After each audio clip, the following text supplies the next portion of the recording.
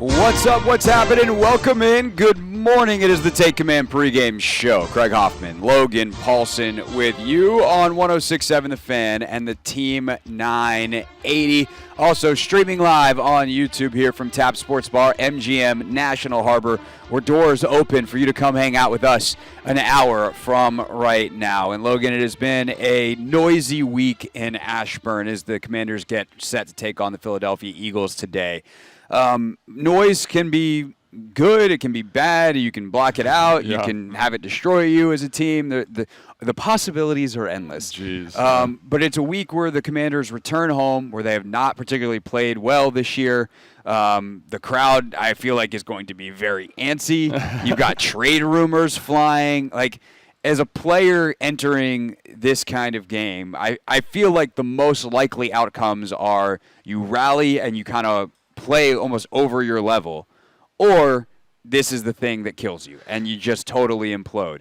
Of course, something else in the middle could happen, but I don't know how many of these games you've played in as a player where it felt like so much was on the line, and kind of existentially too, with coaching rumors and all these things, because new ownership obviously adds that layer. So there's so much going on here. I could spend another 10 minutes setting up a question to you, but people get it. What's it like to be a player in this pressure cooker kind of scenario? Yeah, it's tough, man. It's really challenging, and it depends, what kind of team you're on and the environment you're in. Like I was in a similar spot when I was in Atlanta in, 18, 17, and it is challenging, but like the leadership of the players was so strong that you didn't really you knew what was happening, but it was pretty insulated. And then there was here in 13, I want to say, when it was really bad. That was like Mike's last year. Yeah, Mike's last year. And that was like, there was just so much stuff, and it was so ominous. And like, thank God I was pretty ignorant of it at the time. But looking back, I remember thinking like, that's why people are kind of like aloof, or that's why this guy said this in the locker room. And so I think this environment here with the Commanders at the moment is not unique, because the teams go through this all the time, but it does feel like it's definitely tilting a little bit more towards 2013 in terms of all of kind of the adversity that's coming, the players' comments. So it makes me a little bit, I don't know, nervous for the game today, because it does feel like it's kind of this, you said existential, but like this tipping point moment where there's all this kind of negative pent-up, whatever that is, aggression, animosity, rumination, worry, whatever it is. And if the game goes poorly, then it kind of, the dam breaks, and then that's what characterizes the rest of your season. So right. And I don't want to be like negative. That's just kind of the vibe you're getting. I mean, think about what John said. Think about what Terry said. Imagine being Montez, Chase, or Gibson at the moment right now, and everybody on Twitter is talking about you get traded. Like, it's hard to play good football with that looming over your head. So just think there's a lot going on, and that's tough. It's tough to stay focused, and it's. If they were playing anybody else but the Philadelphia Eagles, I'd be like, man, maybe you feel a little bit different about it. But the Philadelphia looks dialed in. They look ready to go. And there's all this adversity over here for the Commanders. So it'll be an interesting day today for sure. Yeah. Then again, the Eagles seem to have fits with the Commanders. Yeah, 100%. This is a team that has played them as well as anyone over the last couple of years. So who the hell knows? As Chris Berman loves to say, that's why they play the games. You're Chris Berman. We need to work on that a little bit. It's he's not on TV as much anymore. I don't watch him as much. It's not as fresh. I know. It's when you were watching a lot, it felt really like it felt like I was dialed in. I need to do more film study. You keep watching X's and O's. And I'm gonna go watch old episodes of NFL Primetime. That was awesome though. He did a great job with that show. Yeah, it's legendary sports television. Yeah. I think it's interesting in so many ways today, as we've been saying. But for Sweat and Young, two guys that definitely, there is a report, Nikki Javala from the Washington Post was the first to have it. Others, John Kine, Ben Stanek, have confirmed. There's a firm offer on the table for Montez Sweat. And a lot of people tend to lean in the direction that what happens today shouldn't matter. Like, they should make a move if it's a good deal no matter what. Like, be realistic with yourself. Sure. But they're going to be 4-4 if they win today.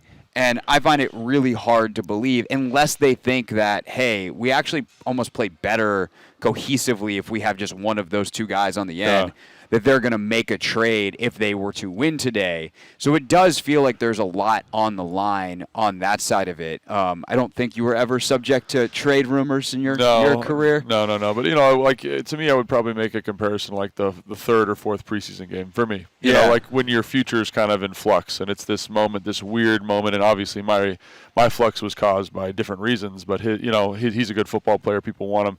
And I think to those, like the article that Nikki wrote, obviously we've mentioned this on the show before. Anytime the price is right, you make the move, right? Nobody is more valuable than a good deal, in my opinion. And as much as you want to say, like this person's a cornerstone, this person's XYZ, if someone comes out there, this is hypothetical, obviously, and I don't think this would ever happen with Montez, not because he's not a good player, that just because of the nature of the trade deadline. But here's a second round pick this year and a 2025 fifth or something. You jump at that opportunity. Yes, call it into the league, please. Yeah, just because the value is so good. And I think the thing that you're going to run into if you're the Commanders is that what is good value for him? And I think, you hear a lot around like that third round pick. And to me, I don't know if that's worth it, honestly. You know what I mean? Like that's where it's kind of like the tipping point is, because he's such a dynamic player, because he does so much for you this year. Is that third round pick worth it? I know he's not under contract. I know all those things, but that's the thing that I always kind of come back to is like what is good value for him would be my question, and that's the thing that I always am thinking about with this trade deadline and whether it's the right move for the team. Yeah, so that gets actually to kind of the Josh Harris part of this, and I think Keim did a really good job explaining this on his podcast. Here's your weekly first segment shout out to John Keim. But Cakes did a really good job with this on his podcast, talking about like how the process will go with Josh Harris. Because I think people think that there's kind of two extremes, that either you're going to do what Dan Snyder used to do, which is march into the room and tell everybody what to do while you're employing all these people to make these decisions for you, or you stay completely removed. And what it sounds like with Harris is he's a guy that is potentially going to be in the room asking a lot of questions. Right. Like he will ultimately make, which is what you want, I think. 100%, especially if a guy's really good at asking those kinds of questions. Right. And you'd think the way that Josh Harris built his fortune, being critical in decision making is kind of essential to the type of business he was in the finance world.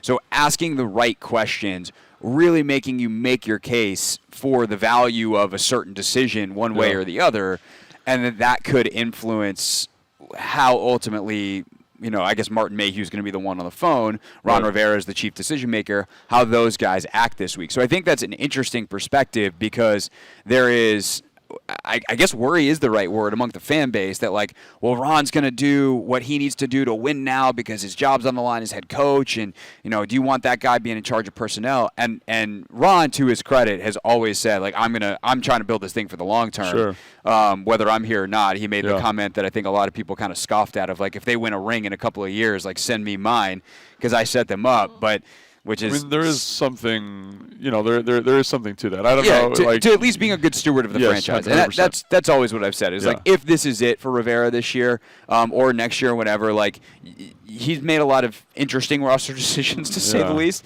but he has been a good steward of the franchise, and that's worth something. But to this week, it does sound like he will be, like, the dictate from ownership will be, do the right thing for the long-term health of the franchise.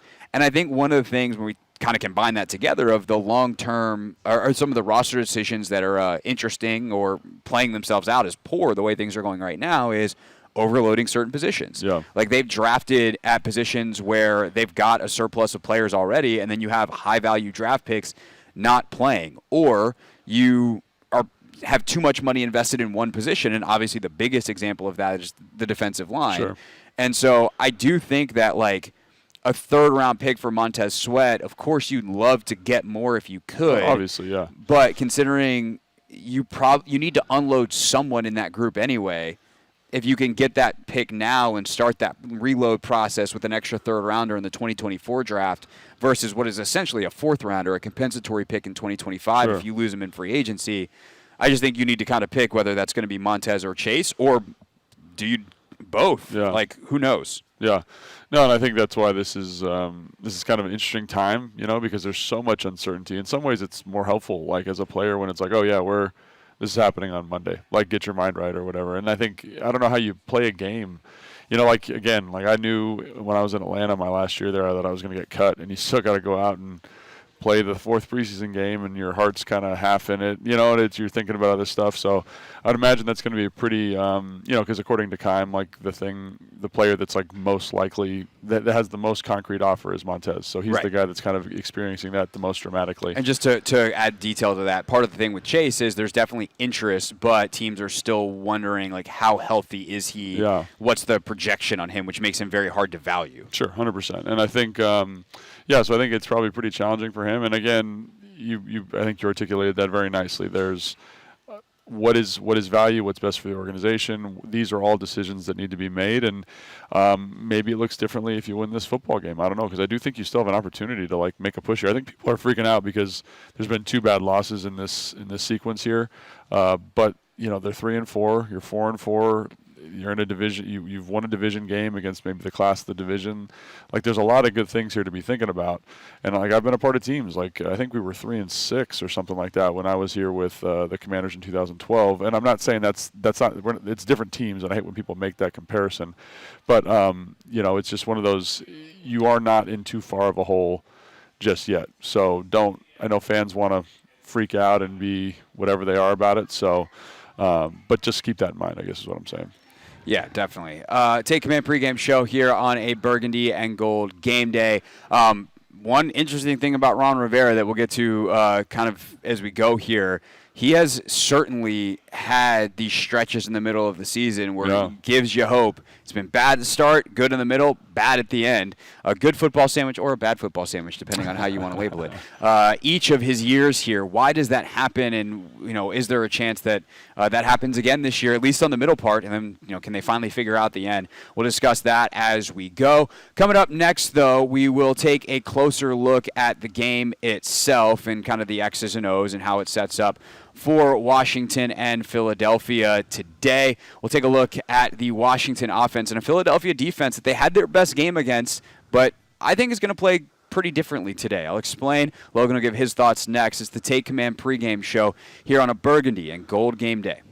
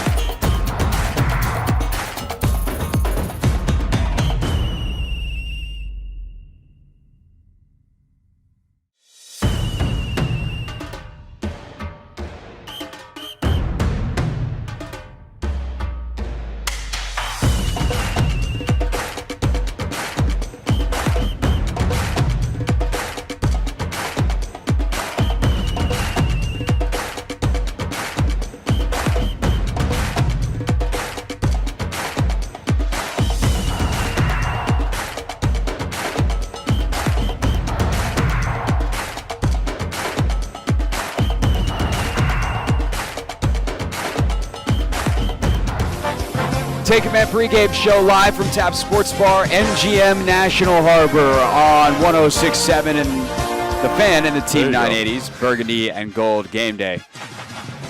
This might be a multiple caffeine intake day for me, Logan. What can I tell you? I mean, that's what happens when you're like young and busy and living your doing best stuff. life. Yeah.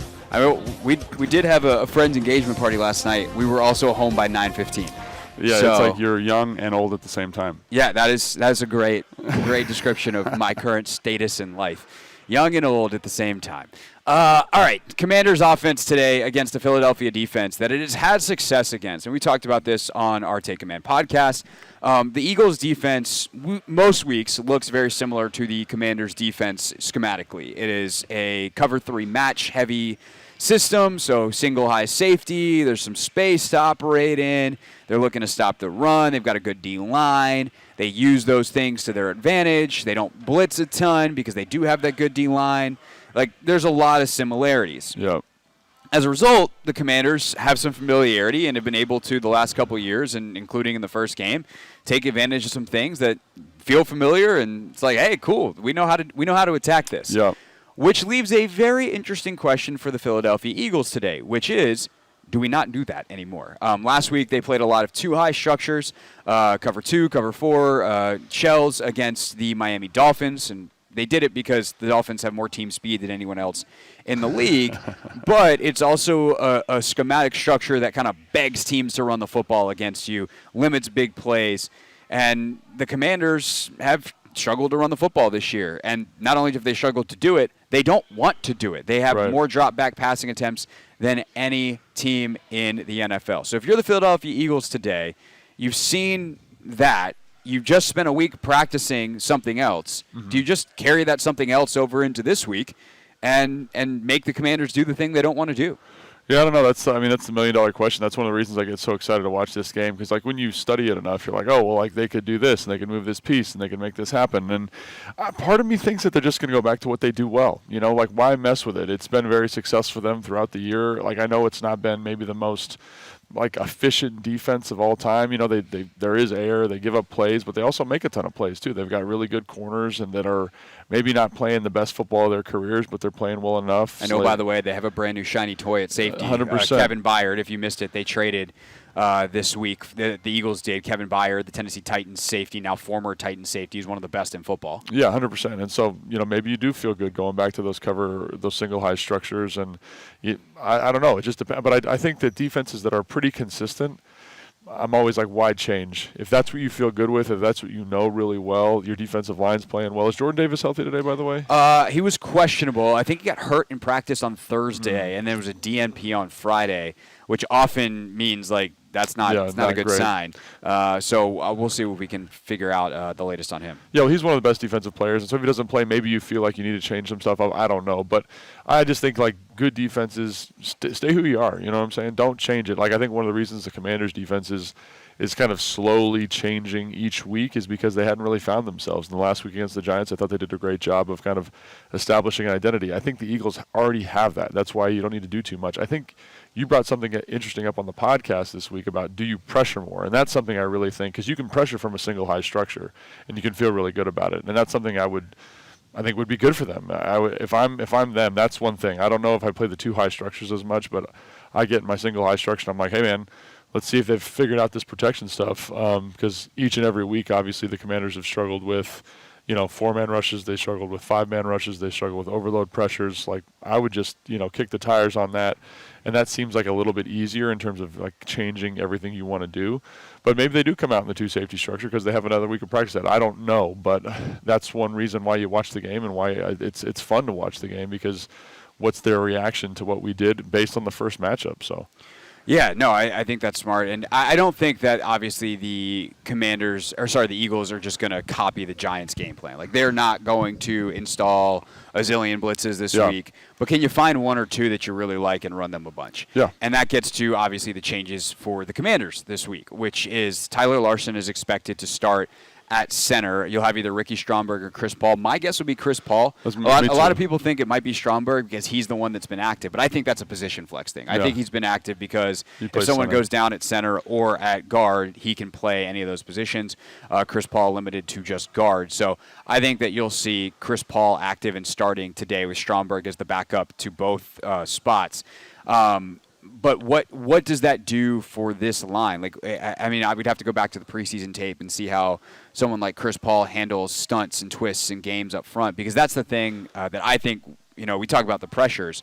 Installing a blitz is labor intensive. Running stuff you already run more, simple twists, stunts, games up front, that's something that Philadelphia does. And if I'm watching that tape, Mark Schler talked about this with me on Friday on the radio show, like I'd run one all the time because they could not, the Commanders, pick that up, not just last week, but it's been a problem all season. Sure.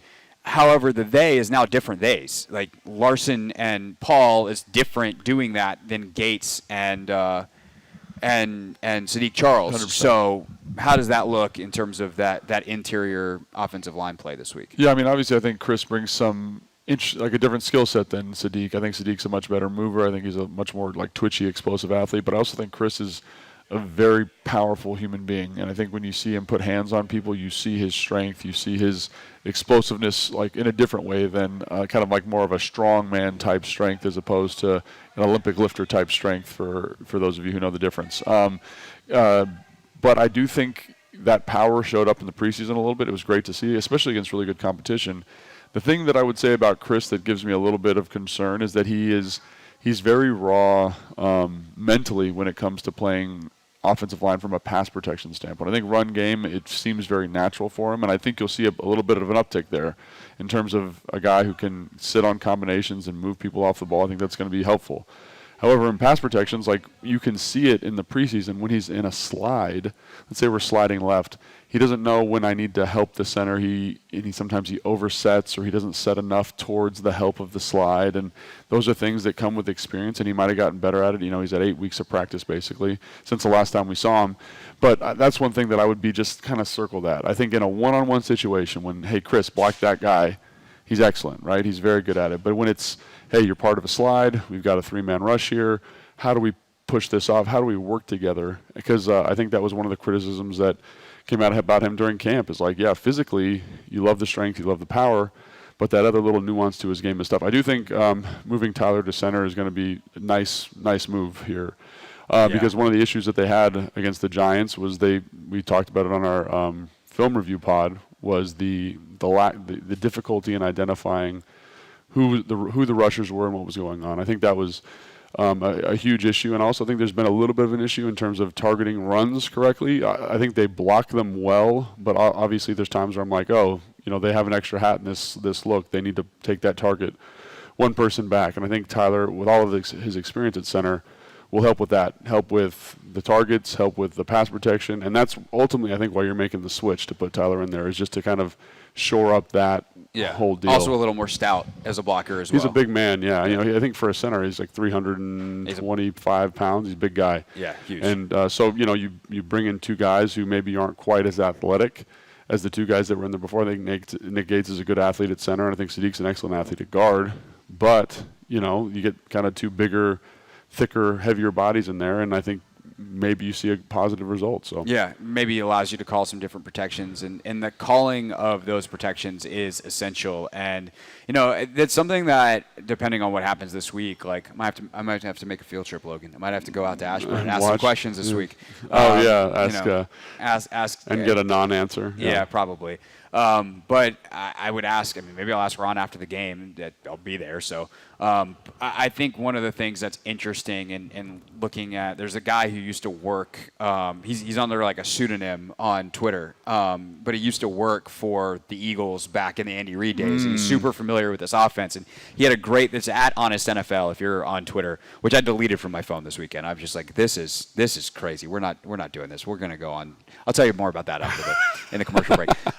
The point is, this guy had a great thread of, like, in this particular situation, this protection could have been changed to this, or wow, in this situation, like, it's pretty easy to see that it's cover 3 before the snap, or it's pretty easy to see that it's man-to-man. And actually, the way we used to do it in a read system, a Reed Peterson Bieniemy system, quarterback should have changed the play. And so, like, one of the questions I have is, what freedom are they giving Sam Howell to get them into good plays in the first place? That's a great question. And get them out of some of these bad looks that are resulting in some of the pressures. Like, some of these are DOA. Yeah. And there's also times, there was one last week that I think a lot of people put on the O-line that he said, I'd put this on Howell, because while it looks like he gets hit as soon as he hits his back foot, it should have been a 3-step drop instead of a 5. And so, like, there's these incredibly nuanced things, which I only bring up to say this. There's a lot happening here. You have a young quarterback. You've had a relatively inexperienced offensive line. You have a first-year play caller. They're all learning each other. We don't know how much of this offense is in, how much freedom Sam has, but there are a lot of the good news, I guess I would say, is there's a lot of potential solutions, and obviously we'll see if just a sheer change of personnel today is enough to help stem some of the run game issues and some of the sack problems that have been going on up front, no matter whose fault they are. When we get back, Kevin Sheehan joins us here on the Take Command pregame show on a Burgundy and Gold game day.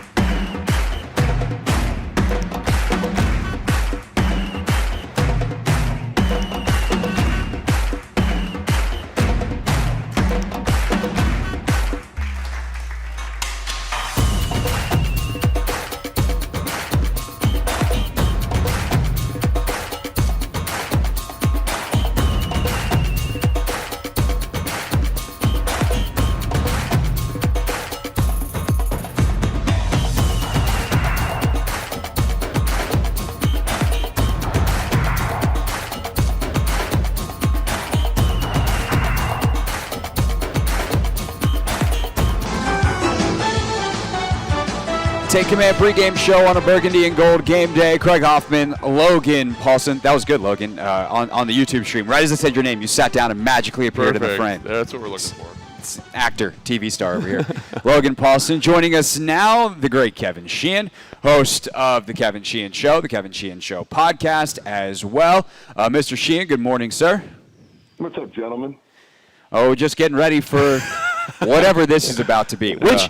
Like, I keep going back and forth, to be honest, Kevin. Too. Like, it feels like Logan said 2013, I said 2019. Like, those are our two frame of references. Like, him as a player, obviously, in 2013. The Shanahans last year where it all went south. Me, 2019 with Jay where it all went south. It feels very reminiscent of that. But throughout the Ron Rivera era, every time we've had this feeling, they go out and win. So, how are you feeling going into today?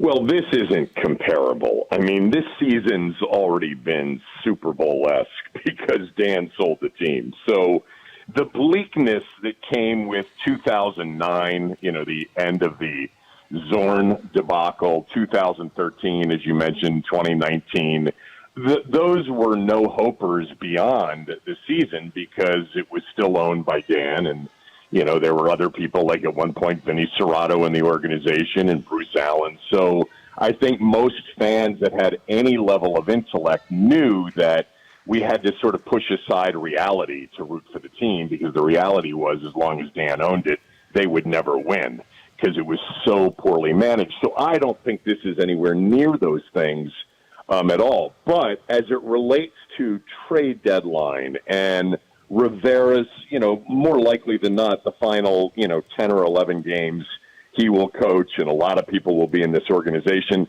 I understand that, and I think that, Logan would be able to speak to this better, but does that become a distraction for the team? Does all of the conversation about Chase Young and Montez Sweat and Kendall Fuller and anybody else, does it become a distraction for a team who – in any other city at 3-4, you're like, yeah, if they win, let's go have ourselves a season. Let's try to get to 9 wins and snag the 7 seed. And it doesn't feel like that this team has that kind of capability, and I think people are ready for the restart. Yeah, so, obviously you talked about kind of the Super Bowl element there with Dan selling the team, but, in terms of this season, do you think this season there's still legs here, or are you kind of, getting ready to move on to 2020, whatever you're in, 24? I don't know. Last week, the first half last week was so hideous to watch. Yeah. Just the idea that an offensive football team in the NFL could generate just 46 yards on 26 plays on 8 drive opportunities, which is unheard of. They had 8 opportunities at the football, and they punted 7 times and threw an interception. That's like Power 5 against a 1AA kind of a thing. And that was really discouraging for me on a lot of fronts because it brings into question whether or not the offensive coordinator is really capable, the quarterback's capable, the head coach who constructed the roster and made some of these moves. So, yeah, to answer your question, even if they were to pull off a win today, which to me is not completely out of the realm of possibility, it's the NFL. I think we all know where this would be headed. It's headed to, 7-10, 8-9 kind of a thing. As for the trade deadline part of it, Kevin Sheehan, of course, Kevin Sheehan Show, 10 a.m. to 1 p.m. weekdays on the Team 980. Are you of the thought that you think today shouldn't matter, or if you're 4-4 at the end of the week, do you hold on to everyone and say, hey, I know the schedule is hard, but we don't know what's going to happen. Let's find out. Here's what we don't know.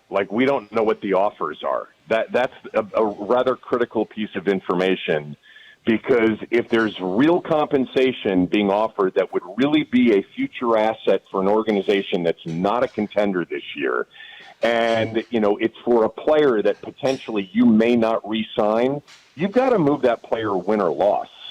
I don't understand why this is the influencer today's game, and I certainly don't understand why they seem to be okay with the information being out there. I think this has been an issue forever, right? They just talk too much. And every, report for the last 24 to 48 hours about the trade deadline includes something about Washington's plan to make their decision after today's game. Well, that's not a leverage enhancer. Hey, if we lose, by the way, it's discount Monday. So come and give us whatever you want to give us, and we'll take it. That bothered me a little bit. But I don't know, Craig, before these games start, I always get into that mode of, all right, let's go win this game and see what 4-4 brings. The NFC is certainly wide open. Somebody's going to be in this thing late in the season at 7-9, and still sitting there near the 7 seed. But the reality is that doesn't matter either, because they're not a threat to do anything, even if they were to, in by the skin of their teeth. So, let's talk about the matchup today. How do you feel about it? Obviously there's the thing I think Craig and I are kind of on the fence about is there's this emotional unrest around the team. But they match up really well with Philly, and they play them really well. Where do you stand on that? Yeah. Is Jordan Davis going to play, by the way? Is there any information on that? I have not seen anything yet this morning. I'll have to take a closer look at the Philly people, but haven't seen anything yet. Because I would love to see the ability offensively to not be stuck in behind the chains consistently with, sacks. And you can't get sacked when you run the football. I'm pretty sure that can't happen when you hand the ball off. If that play cannot end in a sack. But Philly's so impossible to run the football against, especially if that mountain of a man is in the game. But, it's interesting. Washington's the one team that had just minimal success running the football in that first game. They had a couple of good runs in the first half. And then, Robinson Jr. ran it in from the 23-yard line on two consecutive plays. But the matchup, to me, in the first game, I think we saw some of this last year on Monday night, is I just don't think they run as well as sort of their brand would suggest in the secondary with, Slay and Bradbury. Yeah. And I think that there's the ability to attack them in space, but in the quick game and in the sprint out game and just steer clear of this drop back. It really doesn't even matter whose fault it is anymore. It just isn't super productive for them when they drop them back. All right, that time of the week, Kevin, we need picks, we need non-Commanders picks, and then we need a Commanders picks. Who do you like outside of the Philly-Washington game today? Okay. I like the Broncos and the Rams today. I like the Rams +7. I like the Broncos +7 against KC. Kind of like the Giants a little bit, too. I actually think that they're a team that is much better than their record suggests. If they start to get healthy, Washington gets them at home in a few weeks. That'll be a tough game again. So those would be the three. Gotcha. I'm guessing the snowstorm in Kansas City influencing that pick a little bit? No, I liked them all along, but I think the snow is actually going to be over by the time the game starts. But it's going to be cold. And then who do you? Denver forecast. Yeah, here you go. Weather done. Sports back to them. Who you got? Washington, Philly. I don't know. I thought all week it was a close game. Philly, the draining Sunday night win. I don't think there's been a lot of talk about this week. Maybe you guys have been talking about it. I don't think Jalen Hurts looks 100%. He just doesn't look as quick. I'd love to see some pressure put on him. I actually think Washington's got a chance today to keep it close. So something like 22-17, Philadelphia. It feels like every week that is the range that we're all in. It's just like I know. Which I don't know what to make of it because it feels like that's not kind of Washington's speed, but it is what we think is going to happen every single week. And Hurts has been dealing with a foot injury, so we'll see how that plagues him today. All right, Kevin Sheehan, have more on this game tomorrow starting at 10 a.m. on the Team 980. Also, make sure to check the Kevin Sheehan Show podcast. Sheehan, thank you, sir, and we will talk to you next week. All right, guys. Thanks, Kevin. All right, talk to you soon. Bye. All right, with Logan Paulsen, I'm Craig Hoffman here on the Take Command pregame show. When we get back, we typically go into our Coach Speak segment, and I want to kind of double-click on something Kevin said there about what comes out in the press around trade deadline time and the impact that can or does have on the team itself. So we'll hit that next. You'll hear from the Junkies at 11, dive deeper into the tape at 11:15. It's the Take Command pregame show here on a Burgundy and Gold game day.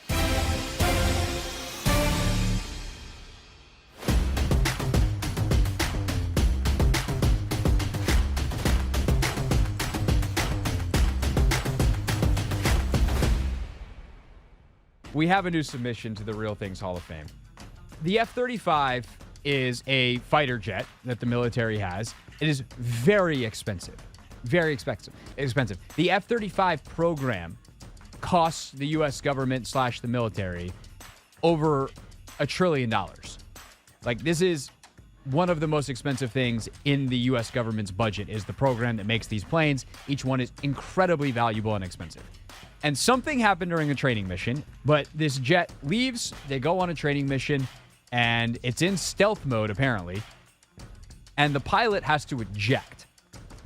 So the pilot's like, I'm up out of here. Pilot lands relatively safely, has, I think, an injury or two that has to be tended to, but, like, is alive. But then they lost the jet. So the jet disappeared from the radar. The U.S. government's like, well, we don't know where the jet is. And so the Buford, which is the suburb not suburb, it's in South Carolina. It's by Charleston.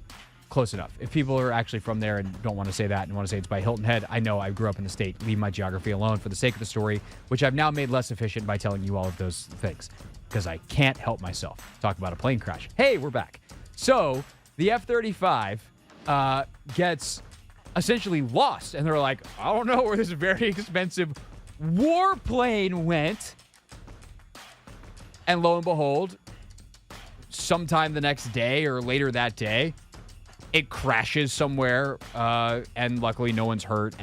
But this $100 million plane is gone. Whoopsies, we crashed the plane.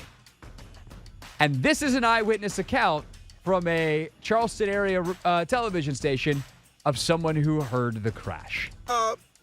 In the bathroom taking a shave, and I heard a screeching, between a screech and a whistle.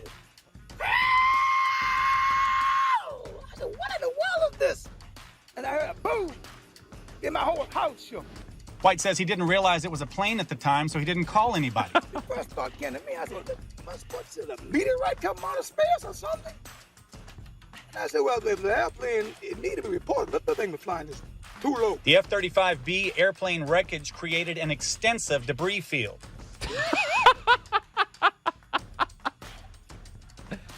That voice, we gotta get a drop for the voice because it might be better than Steph Curry's. I was gonna say, I feel like we have to do a comparison. Can I pull this off with? Yeah, okay. So I had to compare or see if I had enough channels on the board to do this. But we got Steph Curry here. We got Charlie Brown here. And we got our mans here. His is better, though. I think his is the best one. His is definitely, it's not quite Charlie Brown. It's definitely close to Steph Curry, though. Yes.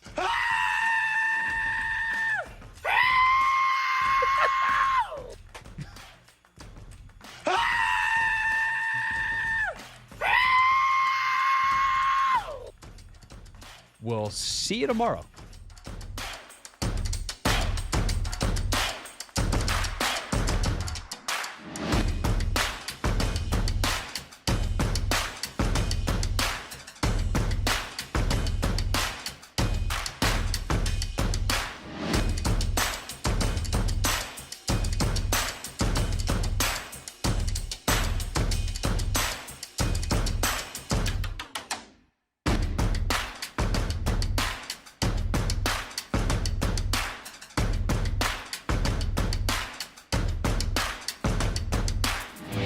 You'll hear from the Sports Junkies coming up in about 12 minutes here on the Team 980 and 106.7 The Fan. It's a Burgundy and Gold game day, the Take Command pregame show alongside Logan Paulsen I am Craig Hoffman. We are live at Tap Sports Bar, MGM National Harbor. Staff starting to come alive a little bit, Logan. They're ready to go. They're fired up. Doors open here in about 10 minutes at 11 o'clock.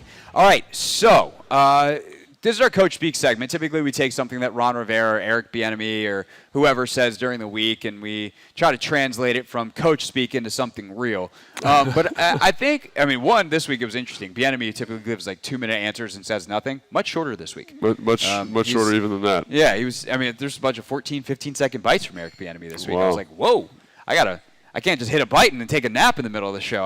We gotta pay attention here. I don't take a nap in the middle of my radio show. You might. Especially to my boss. But I think the most interesting thing that kind of comes out this week is some of the stuff that, Ron says at the podium, but really what's kind of coming out behind the scenes about the trade deadline with Montez Sweat, with Chase Young, the fact that we know so much information. And to be very clear, I'm going to dive into how some of this works real quick and then get your kind of take on it from the player side of it, from the analyst side of it. But as someone who was a reporter, it could be a front office person giving you that. It could be a coach, but it also could be an agent.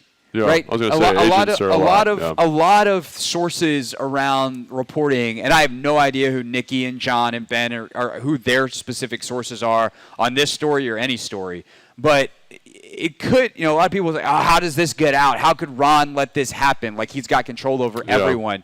But good process is if you're working on something, you want to keep the agent in the loop. You don't want to surprise the agent because your agent relationships are very, very, very important. Mm-hmm. And so if all of a sudden the agent then goes to the reporter and is like, yeah, we got an offer for our guy, we'll see what the team does. The reporter reports it, and it gets out, and now all of a sudden the team's got to answer questions about it. The players got to answer questions about it. And it's not like nobody failed in doing their job. Right. Just the reporter did a good job of developing a relationship with the agent over time, and that's ultimately our job. So with all that said, as this stuff leaks out, however it's getting out, how does that reflect back onto the team, back onto Montez, Chase, Antonio Gibson, Jacoby Brissett, anyone else whose name might or might not come up this week? Well, I think there's probably more. What I would assume is there's probably more people in the trade rumor from fans as opposed to people who are actually getting traded. Sure. We mentioned John Keim on this podcast a lot. That guy has been around for 30 years, and the three names that come up consistently with him are Chase, Montez, and Antonio Gibson. Yeah. And I think those are if John says that, those are the people I'm going to focus on. You know what I'm saying? Because that's the level of credibility that he's earned in this market because he does his due diligence. He has great relationships with people in the building, agents, everybody, right? And so those are the three. So I think all those other ones are probably a little fanny kind of. Well, to be clear on Brissett, there's a lot of easy, low-hanging fruit that's motivated from the Cleveland side of things. 100%. With Watson's shoulder continuing to be a problem, they could bring Brissett in and start him immediately because he knows the system, because he's been there. So a lot of that started. Mary Kay Cabot, who's kind of the John Keim of Cleveland, she's been on that beat forever, wrote a piece last week saying, hey, the Browns would do really well to go steal Jacoby Brissett back from the Commanders. Right. And then she had a report a couple of days later that they weren't going to do that. Right. So I think that's where a lot of that started on the Cleveland side of things, but John has made it very clear that they want to keep Jacoby here which as makes insurance sense. and to continue to help Sam. Yeah, I think that's 100% right. Like, you're not going to trade a piece that, again, is a good mentor piece, a guy that's going to help you win games, especially when the quarterback's getting sacked a ton. Like, he's going to get hurt at some point this year. Like, that's just, if it keeps up, that is continues. 100% going to that's 100% going to happen. But I think, you need a good backup in the NFL if you want to win games, and I don't think they have anybody even serviceable. So, anyway, but I do think that it's, my agent, for example, he goes to the Combine, and I'll meet him there, and he knows everybody from every team. And so if you need any gossip, on any team, I'll talk to my agent, and he somehow knows stuff about stuff that you're like, how you don't even know this person. He's like, oh no, I got this person that does. And so those relationships are so important. And that's where that kind of web of information stems from. And I think, like you said, it's good process to tell the agent because that agent has other clients, other people that you want to bring in the organization. If you sour that, I've had things that I've seen this with my agent and other agents that I know really well, is they've had a bad interaction with a team, a GM, and then they have other people that they are actively telling not to go to a certain location for the rest of their career representing that person. And I think so that maintaining that relationship with the agent is really, really important. And if the agent does tell a reporter, like, that's part of the cost of doing business, I think. Yep. So there's nothing bad about that. It is surprising how prevalent it seems, but I also will say, like, the beat here, Nikki, John, Sam Fortier, they do a great job of having those relationships and finding that information. Like that, I will say, I played for multiple different teams. The beat here is excellent at kind of pulling on threads and finding stuff like that. So I think that's another thing to kind of keep in mind. Like, you got people who are really good at their jobs who are good at finding information. So yeah, I mean, if this is a prime place to work as a media member. Yeah. It's a goal type of destination for those of us that make this our careers. So yeah, you're gonna get really high level people here, for sure, and they tend to stay for a long time, which helps build relationships, et cetera, et cetera. Nobody stayed as long as Kime. I guess Rick Snyder's also stayed as long as Kime. I don't know, Rick. What's he do? Yeah, he works for us, actually. All right. Doing some writing for thefandc.com, et cetera. He's all right, well, been around. Have to meet Rick at some point. So anyway, the point is, people know stuff, and this happens. But it does mean that, like, Montez has to answer questions this week. And the other thing I would say, too, is I think sometimes we think that players think about what they're going to say a lot more than they actually do. Yeah. Like Montez this week spoke in the past tense about his time here, where he's like, it's been a great run here. And everyone's like, oh, my God, that sounds like a guy that's going to get traded or knows he's going to get traded. And he might ultimately get traded. But at the end of the day, like, Montez is going to, like, he's coming off of practice. He's going to go, I'm tired. What do you guys got? Yeah, hey, if I get traded, it's been a great time here. Yeah. And he's not thinking about how that's going to get interpreted and twisted 1,000 different ways on Twitter. So I would just say, like, don't put too much stock into that stuff, what players say, especially in a scrum after practice in the middle of a super intense and important game week. Yeah, and again, like, I don't know this for sure, but I'm sure if what Kime says is true about him getting the most kind of concrete offer, I'm sure his agent has talked to him. I'm sure that's on his mind. Like, I don't know that for sure, but I would just assume that he's got a good agent. The agent is doing his due diligence. He's doing the things he needs to do. And so that's another reason why this game is so weird to me, because you've got all these people, Montez specifically, who've got all this kind of looming over them. Like, I would imagine it's very challenging to play a good football game. I made the fourth preseason game comparison, like when you know you're going to get cut or when there's the potential you're going to get cut. And you don't play your best because there's a little bit of fear involved. There's a little bit of anxiety, a little bit of rumination. And that's just not conducive to playing good football. So it'd be really interesting to see what he does today. And, I hope that this is not a super stressful time for him. I would imagine it is. But, yeah, man, this is a tough time. And I know Kevin said it doesn't feel the same as some of these other, really terrible years because Dan's not here anymore. But as a player, I would imagine this feels pretty terrible. Like they don't really think about it in the same way as, like, oh, Dan's not here. Oh, the future's looking great. Like, as a player, when I played, it was almost like one day at a time. And so you're just looking at what's right in front of you. And here's all this adversity in the locker room, about guys getting traded, guys being unhappy. And that's just a tough spot to be in. So it'll be really curious to see what they do today and how well they can perform.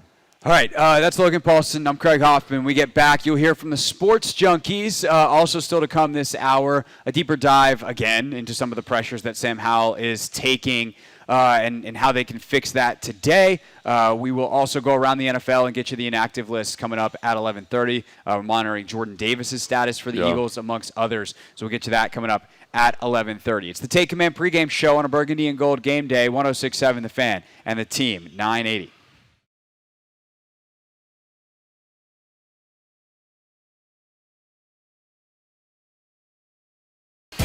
Was it Cincinnati? That's depends on the story, but maybe we were playing Cincinnati. So Logan catches this touchdown. Oh, that's right. Yeah, that was Cincinnati. Yep.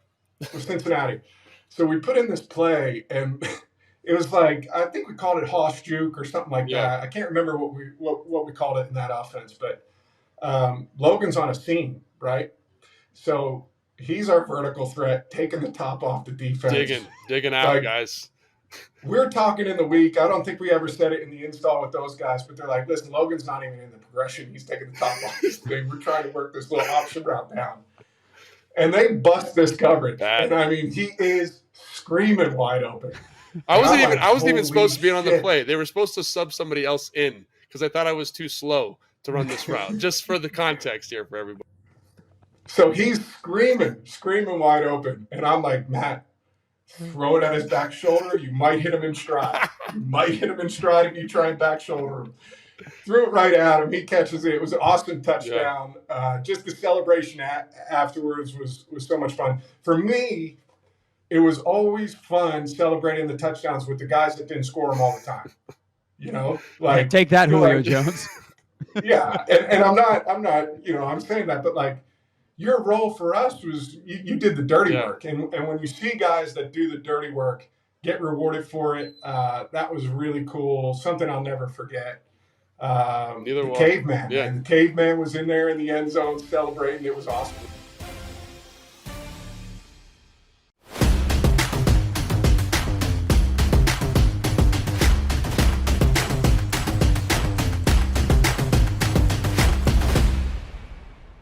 So there was this play where we call it like it was, what is it, 19 Zorro. So basically like versus a 3-4 structure with an outside linebacker who is Von Miller in this case, I would get help from the fullback, like on inside help. So I could be really aggressive on my reach, really violent to the reach.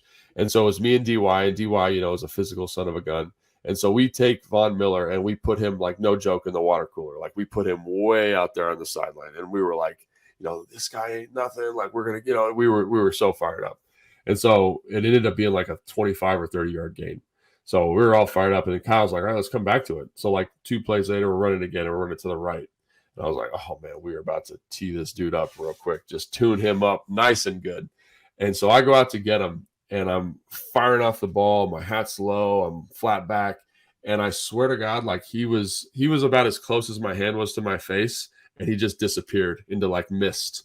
And he like swung me and I fell right on my face. And I just was like, oh my gosh. And like I went back and watched the film and it was crazy how quickly he was able to like do his little basketball weave and then like just disappear from my vision and get inside and make the tackle. And I was like, oh, so now he's upset. So then the next play, I'm like all tentative and nervous. And I felt like Vaughn did. I watched this on film, so I knew he did this. But he does a really good job of like kind of like playing it like a boxer a little bit. You know what I mean? Like kind of rope-a-doping you a little bit. So like he lets you get one, right? Where I got after him. He makes you look like an idiot. And then the next time I was super tentative on him, and he literally did like a double stick like he was going to make me miss, and then just grabbed my neck and then threw me over the pile. I was like, man, this is going to be tough. I got to like think of a plan here in the next 15 minutes so I don't look like an idiot for the rest of the game. But, when you're playing elite football players like him, like there's a reason they're elite. So if you get one on them, it's probably because they want. They probably because they're letting you get one. It's a trap. It's a trap. It's a trap.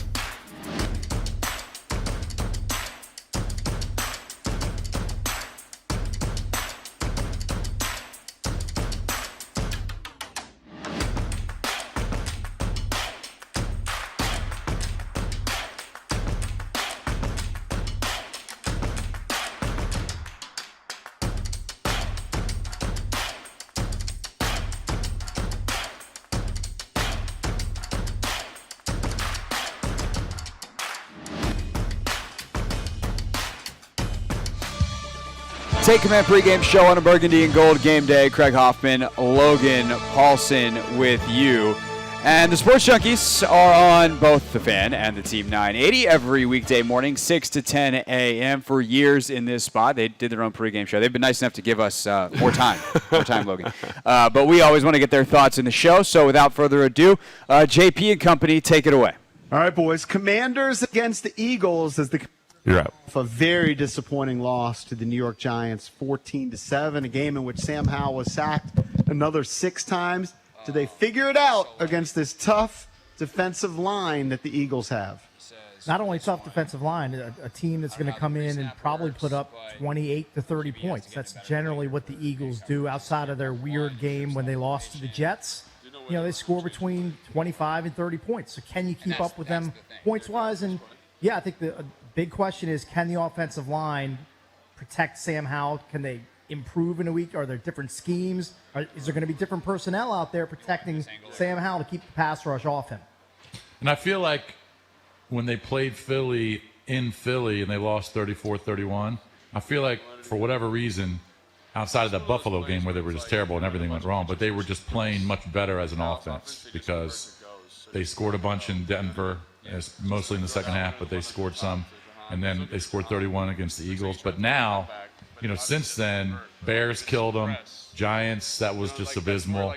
And I just think that... And they weren't impressive in their win against Atlanta. So I just think that maybe the confidence as a whole is really down. The offense is certainly down. And allowing so many sacks each week is just going to take its toll. And this is the one team you don't want to play when you're allowing a bunch of sacks. I'm not really super aware of how aware the staff has been of the sack issue. Remember, a few weeks ago, Bieniemy didn't even know the number at that time, which was like 19. I think he was just in denial. Okay, now they know. Yes. Okay, and it's obviously a thing. They're being asked about it every week. I fully expect to see the best game plan yet from Bieniemy in the offense, and that means quicker passes, move in the pocket, play action, obviously some delayed handoffs, screen passes, all of that stuff, and, running the ball. And I expect them to put up another good fight against the Eagles.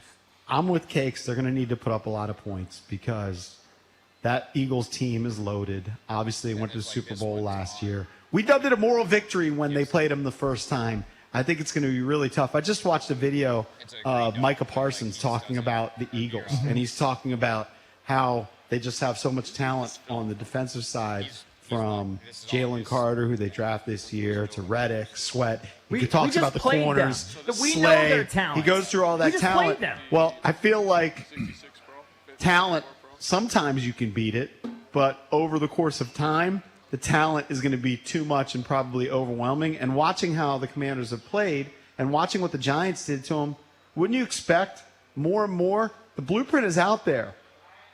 Blitz. Come after Sam Howell. You're going to get sacks. You may force turnovers. If they game plan correctly and they execute just for a couple seconds, you can defeat these blitzes. Well, we keep waiting for that. We keep waiting for it, and it's just jot it down. The Giants were the worst.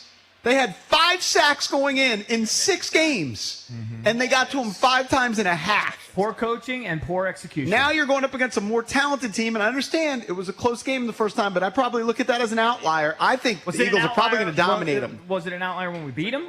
Whole different season. Basically the same person. Well, whole different season. This is an Eagles team that averages about 5.5, maybe 6 sacks per game. Facing the Commanders, I'm just going to add like 2, maybe 2.5 to that number. Like, I fully expect the Eagles come in and dominate in the trenches and rack up 7 or 8 sacks against Sam Howell. And that's not hyperbole. That's what's happening to Sam Howell every week. And then offensively, A.J. Brown has killed them. Who knows about Manny Forbes? I mean, he's not going to be covering A.J. Brown, but Forbes it's hard to cover people when you're on not the sideline. Right. Yeah.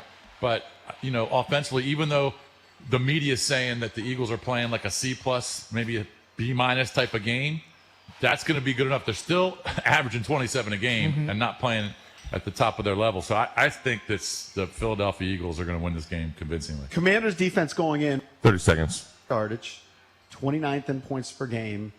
I'll give the first score amongst us. I think it's going to be a bloodbath. 34-13 Eagles. Ooh, I'm going to go 29-16, and yes, Sam Howell will be sacked more than 5 times. I like the Eagles to win, but I think the Commanders cover and keep it close. 28-21, Eagles win at FedEx. You stole my thunder, Cakes. I like the Commanders to cover. Pick a score, 27-24. That's our take. Back to you, boys. All right, JP, thank you. So, predictions of doom and gloom from the sports junkies, Logan.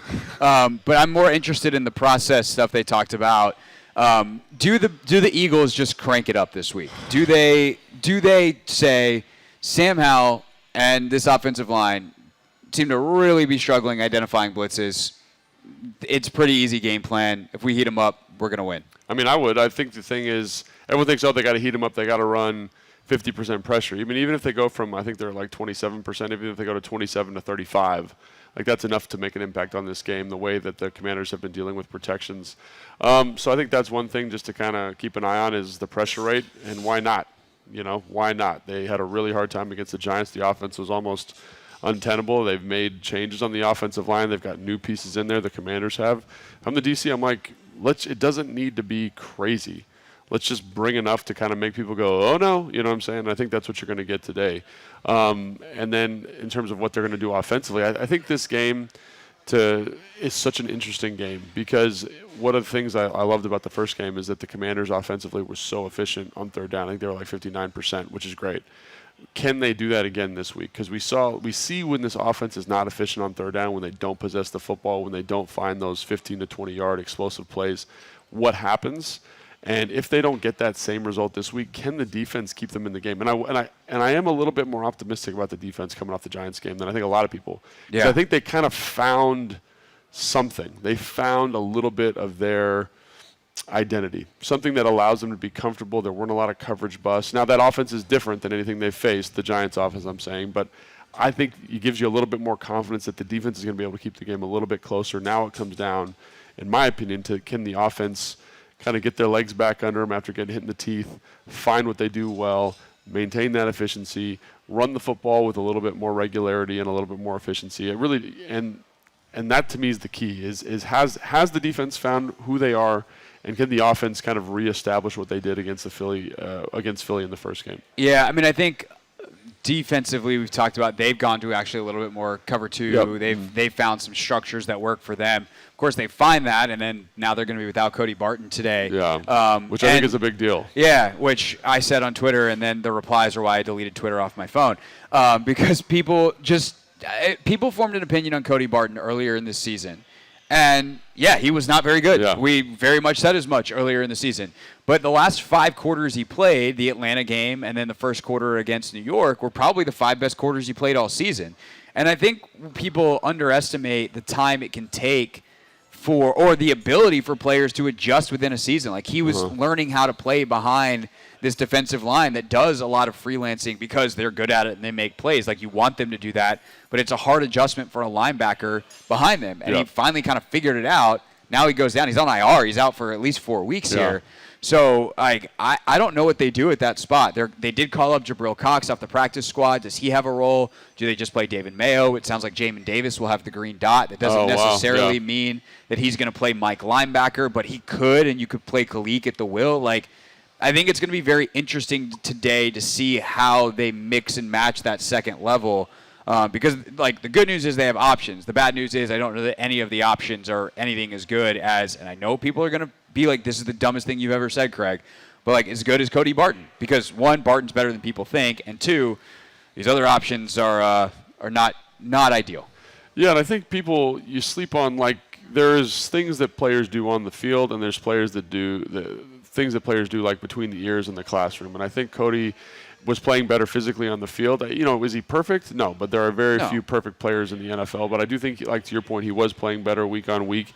And I think the thing that he does for them is between the ears, you can tell he does a lot in terms of getting guys lined up, getting the checks out. And that's one thing that the staff has been kind of openly critical of Jamin and why he's not been the Mike linebacker is the between the ears stuff, getting the checks out, getting the right formations versus motion. What are they doing? I do think that might be okay this week because the Eagles are kind of like, hey, man, we're better than you. So we're just going to line up and run it. Run it. So I think that will let them play a little bit faster defensively. But I do think there is a lot. Anytime your Mike linebacker goes down, even if they're not a great football player, there's a reason they're the Mike linebacker. It's because of the cerebral element, the leadership element, and I do think Cody brings a lot of that. And I think, to your point, he was playing better, but I think it's the other stuff that they're really going to miss because Jamin, while showing an ability to do that, is not as effective without Cody in the game, I don't think. And then you got to put it another person. Is it Kalik? Is it Jabril Cox? Who is it? I don't know, but they haven't been playing a lot this year, and for reasons, because they're not as effective as the two guys that are starting at the moment. So I do think that's going to be very, very telling in terms of what they're doing today, how they're playing, who plays. And it's anytime you lose the middle linebacker, it's going to be tough. And so in this situation, it's just about how can you kind of mitigate some of that damage. And it's probably going to be a little bit of a committee in terms of replacing what he does, and hopefully a guy like Jamin's ready for the challenge. Because Jamin is playing really good football at the will. Right. It's a different position in this defense. No doubt. All right, we'll talk about more of that at the top of the hour. But next, let's dive a little bit deeper into, again, this feels like what we do every week in this segment, but some of the pressure, some of the sacks that Sam gave up last week. And is there a way that Eric Bieniemy and maybe Tyler Larson coming in at center can help mitigate some of them this week against a very good Eagles front? That's next in Tail of the Tape here on the Take Command pregame show.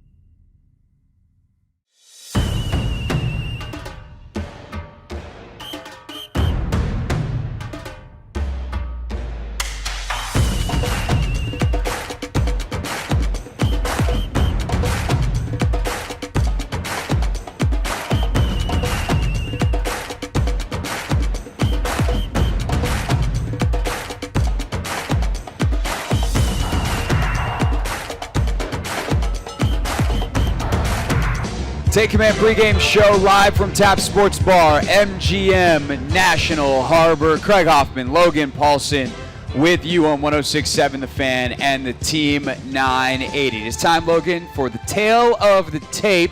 We spent all week watching the film, breaking it down.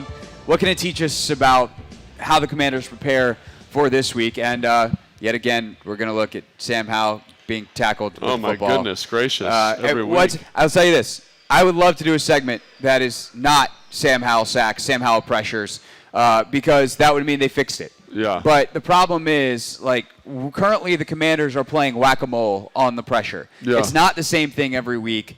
A lot of this, let think, me just cut you off there. So for a long time, it was kind of the same thing. It was like, it was the offensive line was playing okay, and they were kind of doing a good job creating nice, solid pockets.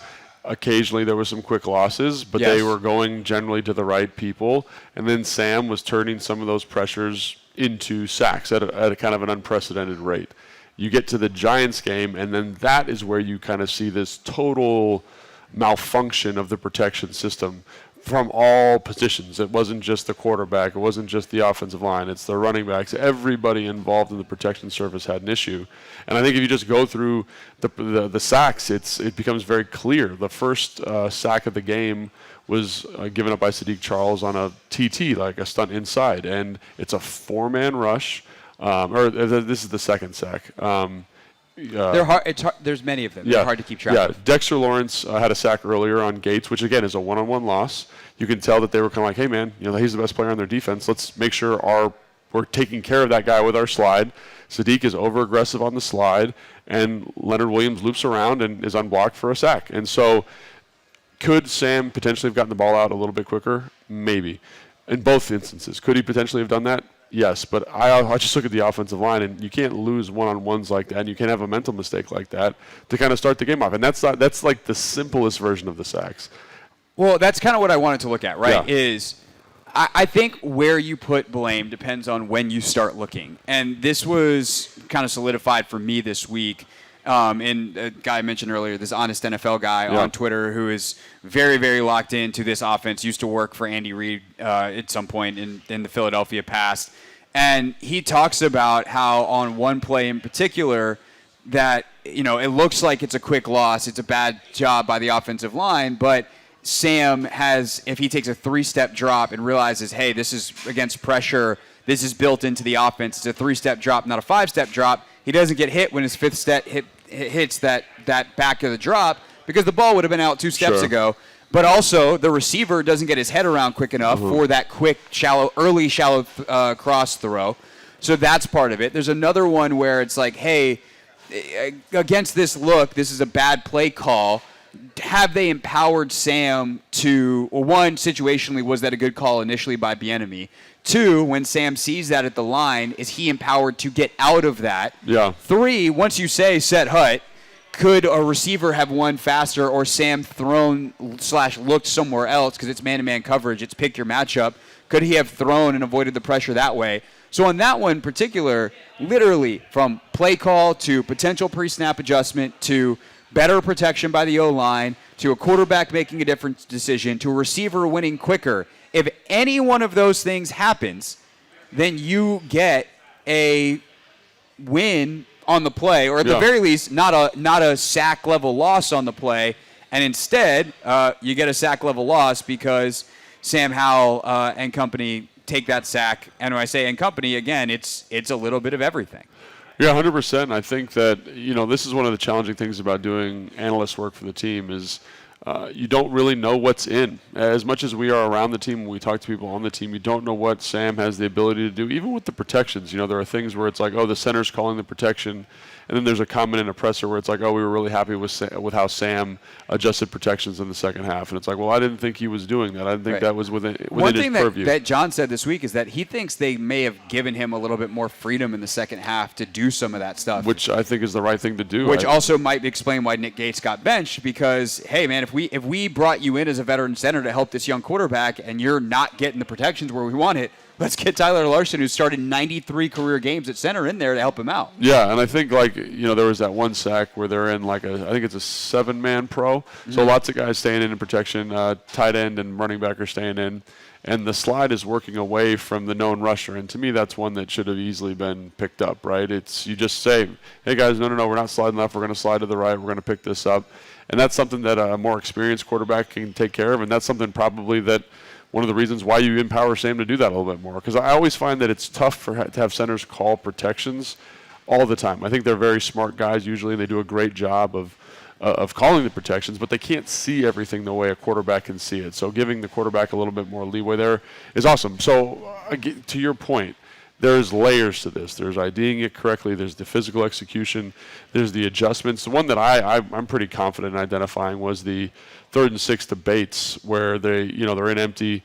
They do the squeeze protection. Bates and Sam don't seem like they're quite synced up in terms of identifying the pressure.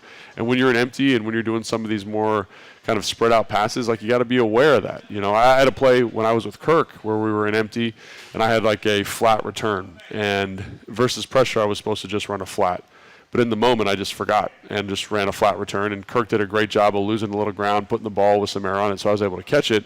But I screwed the quarterback there, And I think that happened. And if there had been a less experienced quarterback back there, does he lose ground the right way? Does he kind of shift in the pocket? Does he put air on that ball to give me an opportunity to catch it? Probably not. So I think you're seeing kind of an amalgamation of things leading to sacks. And I think one of the things about Wink Martindale's defense, like we talked about last week, was that it was going to show you and going to present a lot of these issues in terms of timing, in terms of numbers, in terms of identification.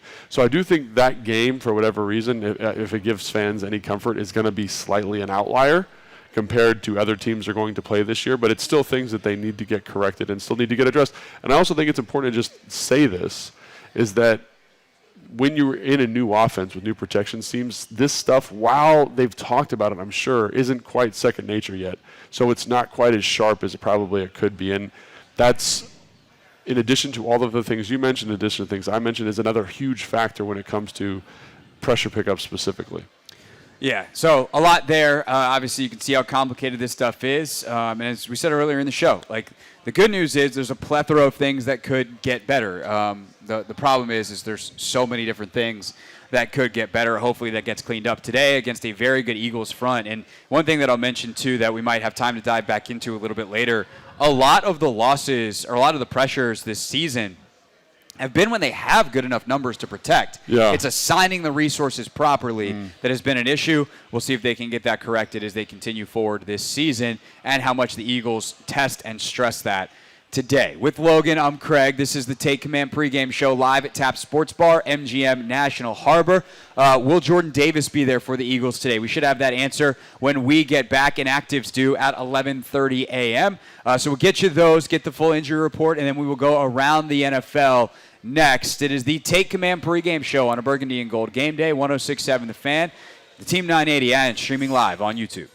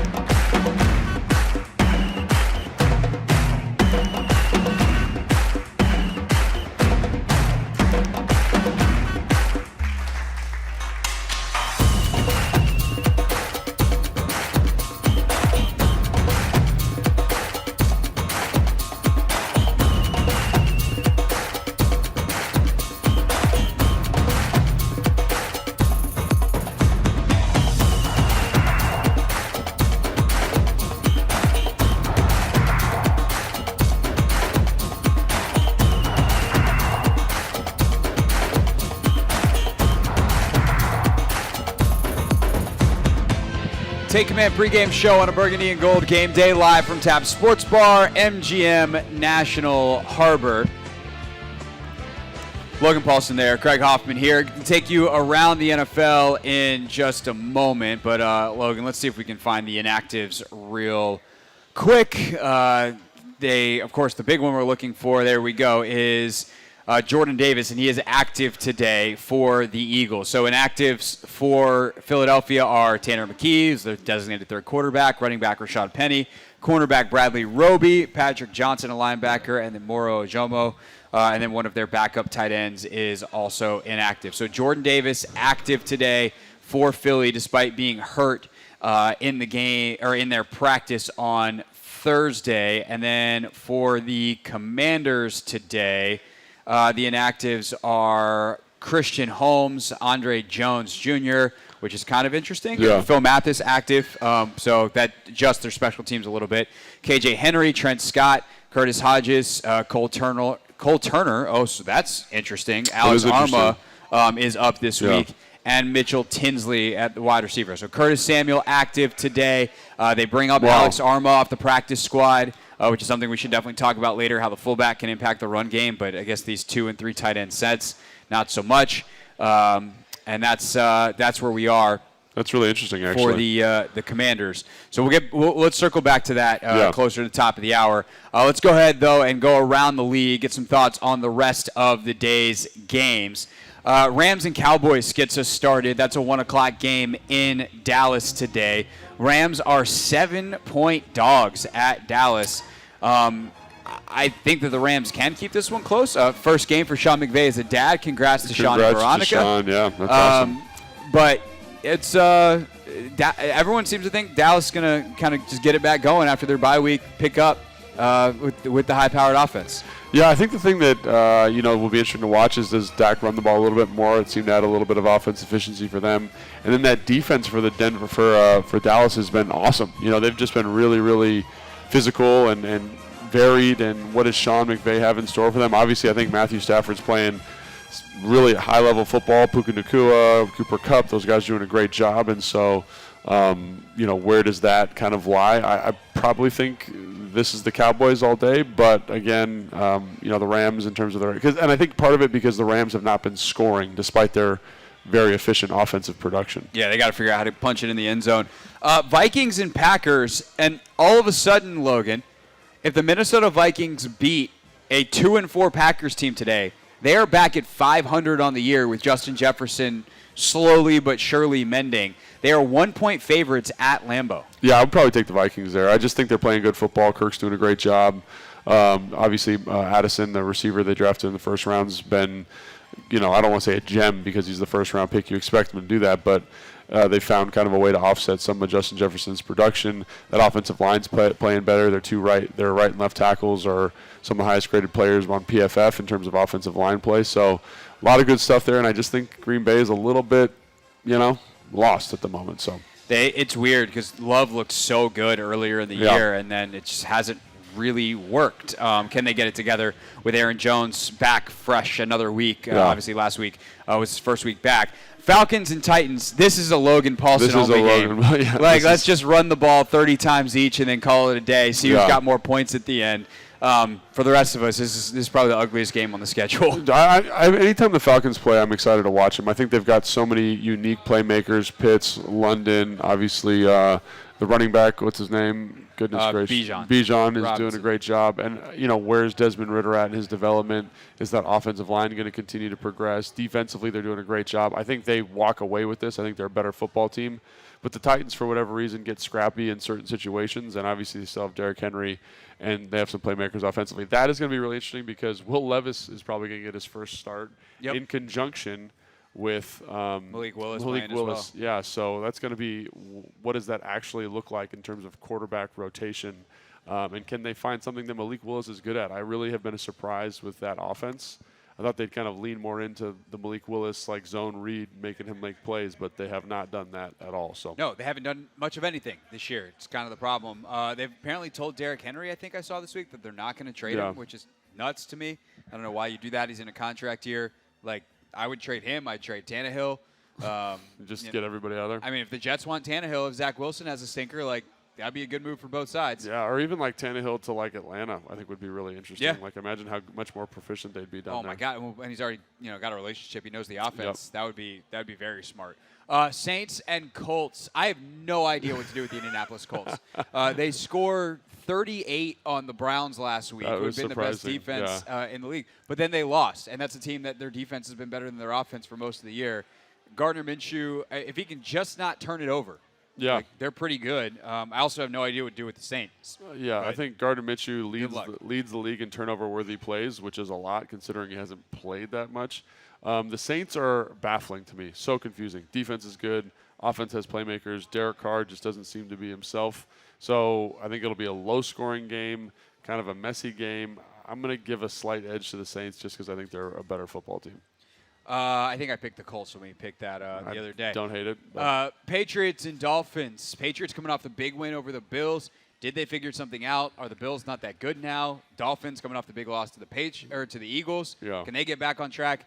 They're 8.5-point favorites at home. I think they will. I think the Dolphins at home are going to be tough to stop. There does seem to be a slight correlation with like even slightly weird weather games for them. Like if it's a little chilly, they can't run. Not going to be chilly in Miami, so I think 81 today in Miami. They'll be doing all right. And I will think Bill Belichick. The reason I'm excited for that game is I think Belichick will come up with something fun to do. To stop that offense, but I think they just got too much firepower at the moment. And interesting, way less efficient without A-Chain in the lineup, so something to keep an eye on. A-Chain, is that how you say his name? No. I do believe so. Also, I just saw the who's in and who's out alert come through, and there was, I think, a question about Raheem Mostert, and he is in. So listed as questionable. Looks like Raheem Mostert is in for today, so we will should have official word on that shortly. Jets and Giants today. So we were wondering this week.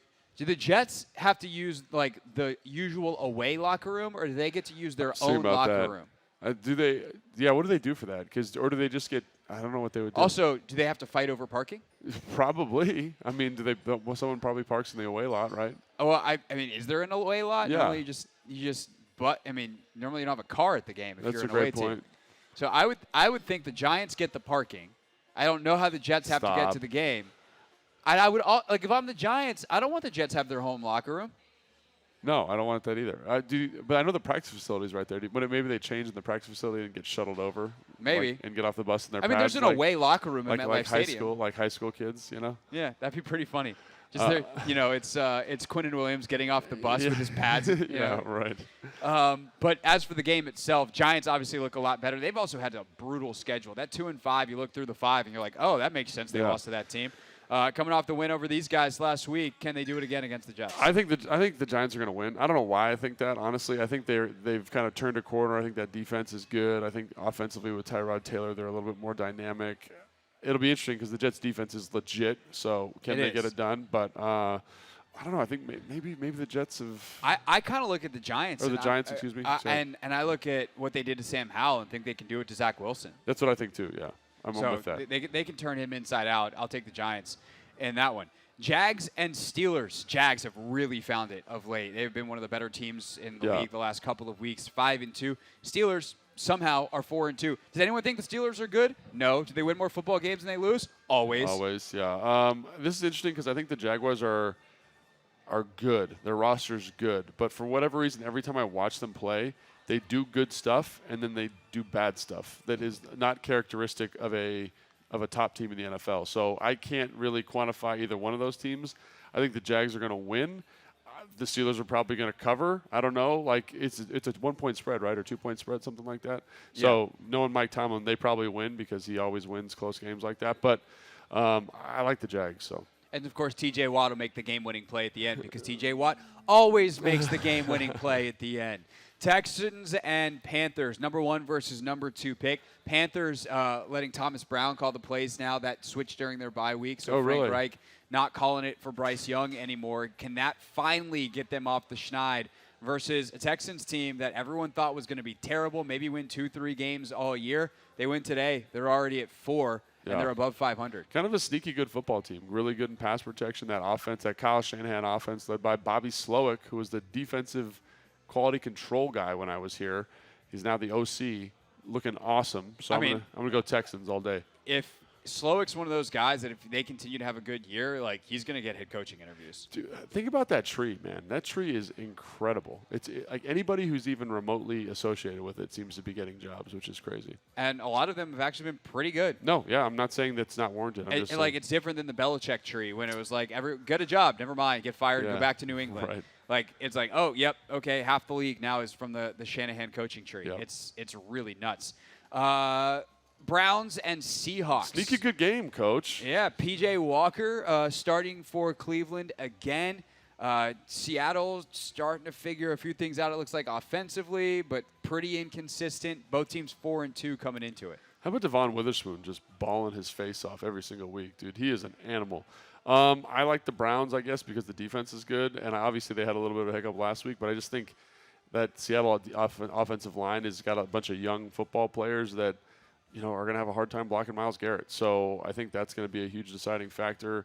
I will say Seattle's probably going to run the ball a little bit more, where a guy like Tomlinson, the big offseason acquisition, comes in and maybe he's able to kind of gum up the middle there. But I think that's going to be a good football game, and I'm excited to watch that. So I actually picked Seattle in this one. I feel like Geno's starting to find it again a little bit after a slower start to the year. I don't have as much faith in the Browns' defense. Like, there's got to be a regression to the mean at some point. Yeah. Like, they're good, but they're not the best of all time, which is what they were in the first, 6 weeks. But they've done a good job of adding dynamic like Zadarius Smith, Tomlinson. They're really good. They've got some pieces there. So it's just going to be a tough sled, I think, for Seattle. But you can win a game 21-14, and no one's going to care. So I agree with you.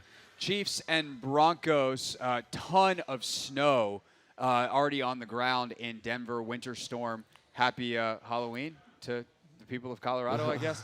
Yikes, man. Chiefs favored by 7. The snow should not be active during the game, but Chiefs. Plenty of it on the ground. Chiefs. Yeah, 1, 2, 3 Chiefs. Okay, got it.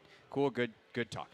Ravens and Cardinals. Baltimore favored by 10. Any reason to think that they will not run roughshod over Arizona, other than every time we do this, the underdog seems to come out and win? Yeah, I mean, Arizona is a good plucky, is that a word Yeah. that people say? Plucky team. I like watching them play. They're well coached. They're not very talented, but they're playing above their skis. Good for them. The Ravens, however, last week just thumped the Detroit Lions, just thoroughly throttled them. And maybe they figured it out. And if they have figured it out, watch out, Arizona. You're going to be in the crosshairs of a pretty good football team.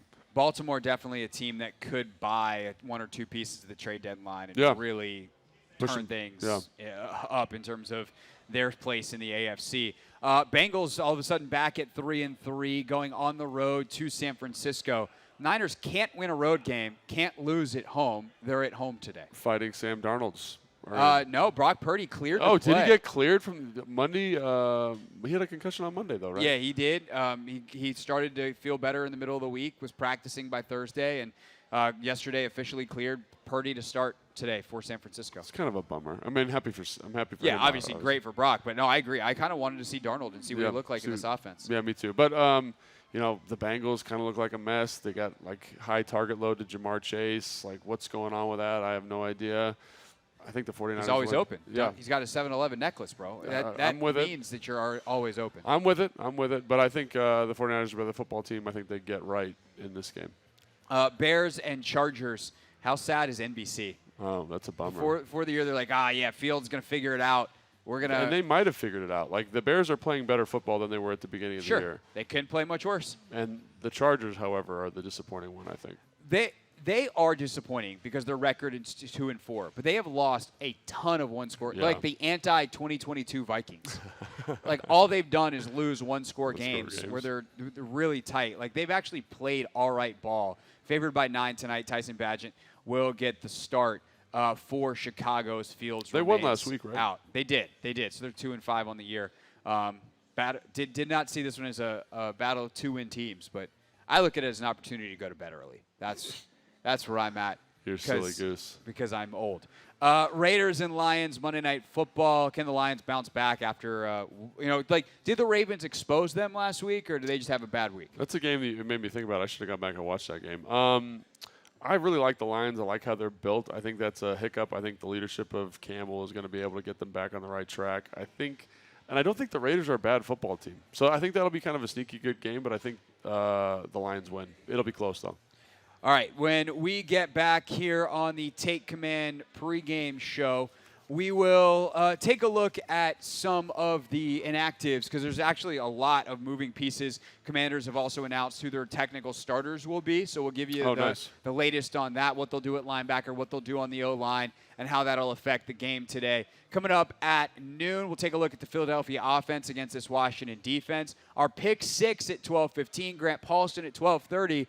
And then it's time to make predictions and then go to the stadium. So that is how the rest of the show lines up here on the Take Command pregame show on a Burgundy and Gold game day.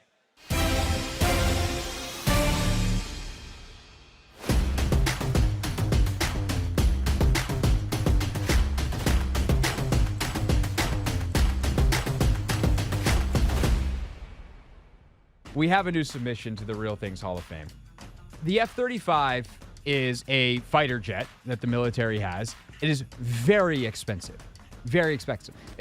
The F-35 program costs the U.S. government / the military over $1 trillion. Like, this is one of the most expensive things in the U.S. government's budget is the program that makes these planes. Each one is incredibly valuable and expensive. And something happened during a training mission, but this jet leaves, they go on a training mission, and it's in stealth mode, apparently, and the pilot has to eject. So the pilot's like, I'm up out of here. Pilot lands relatively safely, has, I think, an injury or two that has to be tended to, but, like, is alive. But then they lost the jet. So the jet disappeared from the radar. The U.S. government's like, well, we don't know where the jet is.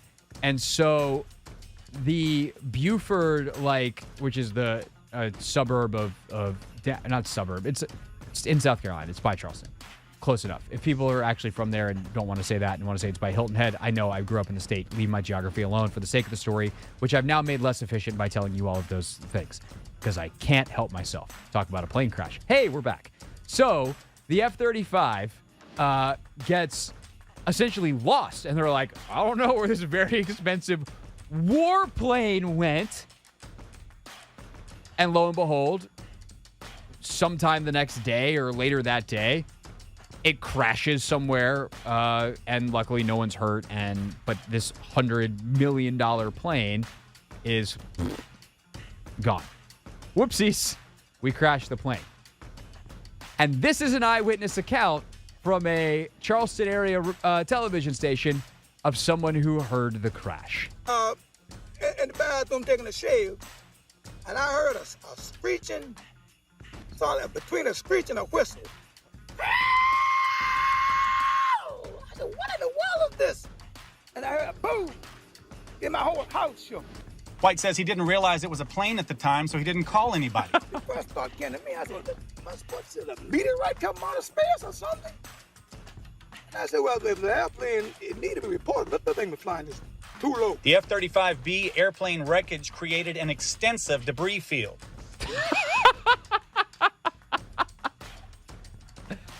That voice, we gotta get a drop for the voice because it might be better than Steph Curry's. I was gonna say, I feel like we have to do a comparison. Can I pull this off with? Yeah, okay. So I had to compare or see if I had enough channels on the board to do this. But we got Steph Curry here. We got Charlie Brown here. And we got our mans here. His is better, though. I think his is the best one. His is definitely, it's not quite Charlie Brown. It's definitely close to Steph Curry, though. Yes.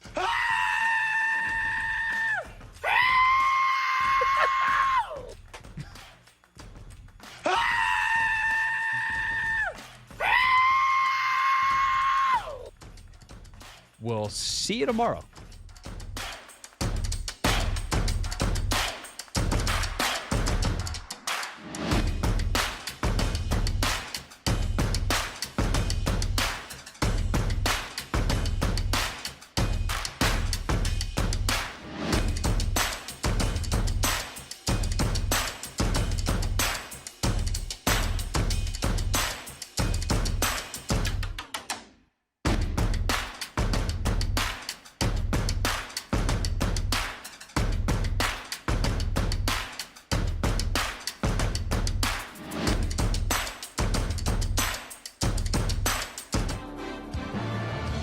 Take Command pregame show on a Burgundy and Gold game day. Time for the injury report, brought to you by the Centers for Advanced Orthopedics. More physicians, more locations, more advanced care centered around one thing.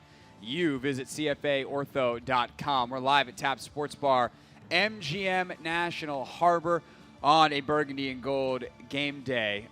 So, Logan, the inactives are out, Yeah, but this it's was really not. interesting, actually. It's not even just the inactives. So I get an email. It's right here on my phone. Fancy email that's got like inactives. The way you did that was so funny. You like held it up. You're like really close. Look, to your I'm face. official. It's Look like at trying me. to get in your Look at camera, me. like the whole thing. All right. So you got the inactives, but then it's also got like all the roster moves in terms of guys that are called up from the practice squad, and they have to name expected starters. So we actually have a little bit more than just the injury report itself. So they've called up Tariq Castro-Fields again. So Christian Holmes remains inactive. They like Castro-Fields, what he's doing on special teams, I guess, in replace of Holmes. They call up Alex Arma, which is something we should circle back to, fullback tight end. Jabril Cox they call up. Fedarian Mathis is off IR, good to go. And then Cody Barton and Sadiq Charles put on IR this week. They also officially say Tyler Larson's expected to start in place of Nick Gates at center, which is something we knew. Chris Paul, which is what you and I expected, is going to start at left guard instead of Sadiq Charles. And then Khaleke Hudson expected to start at linebacker instead of Cody Barton, which to me says Jamin Davis is playing the Mike. Khaleke will play the Will. I guess that could switch, but I don't think Khaleke has practiced at the mic at all. But that's the official word out of Landover.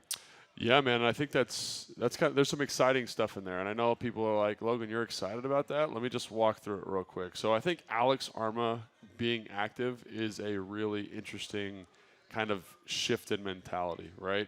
When you bring a fullback to the roster, obviously, like I think they're going to utilize him like a tight end, like kind of much like they would with Kyle Juszczyk up in San Francisco. He'll play some inline stuff. He'll be the shift kind of move guy. But the other thing about a fullback is it allows you to add gaps plus or minus right now in a run game. And you get a guy who's built kind of more physically, built with a different mindset to kind of run the football. And I think it helps with play action pass. It does a lot of stuff for your offense. And I think having that up, it'll be interesting to see how they utilize him. Maybe he ends up playing mostly teams. I have no idea what they're thinking about, but that's something that's really exciting. The Tyler Larson, Chris Paul thing is also exciting because I just think both those guys are kind of built to run the football a little bit more, right? They're guys that are bigger. I don't want to say more physical because I think Sadiq and Gates are both physical football players. Not from a mentality standpoint, but they're more physical, like they're stronger. They're just bigger humans. Yeah. And when you watch Tyler, when he plays for this team, when he's not hurt, when you watch Chris, they do create good movement. And Chris played well against Dallas last year against a bigger kind of defensive tackle group. I think that's a thing. And then Hudson to the Will, I think, is also kind of interesting because I want to see what that looks like with those two dudes ripping around the field, because Hudson in a limited kind of appearance has looked awesome. He's looked kind of like the guy that they drafted in the 4th or 5th round a couple of years ago, and he had a sack last week, which was great. He's in man-to-man coverage. He ends up juking the tight end on a pass protection, gets a sack, and he's just running the football at a high level. So I want to see better athletes on the field, and I want to see what that looks like with Jamin at the mic, with Jamin with the green dot. So I do think there's some really compelling things to kind of keep an eye on offensively and defensively. You know, we've talked about the linebackers a little bit already, and we've talked about the offensive linemen, but the addition of the fullback, I think, might be identifying a total shift in mindset. Yeah, I will say quickly on the linebacker thing, I think there's probably some fear that Dallas Goedert has a big day if David Mayo's out there a ton. And I assume Mayo will play some. Yeah. But you see what happened with Waller last week. You don't want to let Dallas Goedert get going for the Eagles. But on the fullback side of it, you know, everyone thinks of Bieniemy as this guy that had Patrick Mahomes and, you know, throwing the ball over the lot. And that's, for good reason, that's what he's brought to Washington so far. But Bieniemy was also in Kansas City when Alex Smith was there. And I'm a little bit surprised they haven't run more of that playbook. And they used to have Jamal Charles and all these backs. They would turn around and hand the ball off. Bieniemy was, you know, in Minnesota with Adrian Peterson back in the day. Like, he's got this somewhere in his brain. They've, to me, got to get to more of that just from a sheer volume of do not expose Sam so often. And you can't – it's so hard to install stuff in the middle of the year.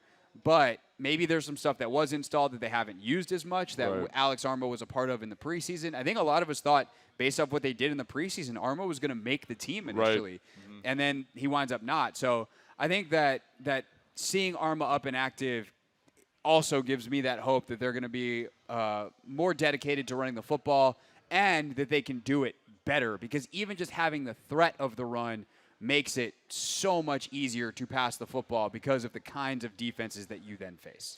Yeah, I totally agree, and I think the other thing about from the first Philly matchup that I wanted to talk about is that, when you're running a lot of gun runs, when you're running a lot of stuff with multiple tight ends, a lot of balanced formations, the defense is very sound. So, they're going to play an overfront. There's going to be a 9 technique over the tight end, or a 6 technique over the tight end. There's going to be a 3 technique over the guard. There's going to be a shade. There's going to be a 5 technique, right? That's an overfront. Most teams will run that versus that look. The other thing is the linebackers are just going to fill in those gaps.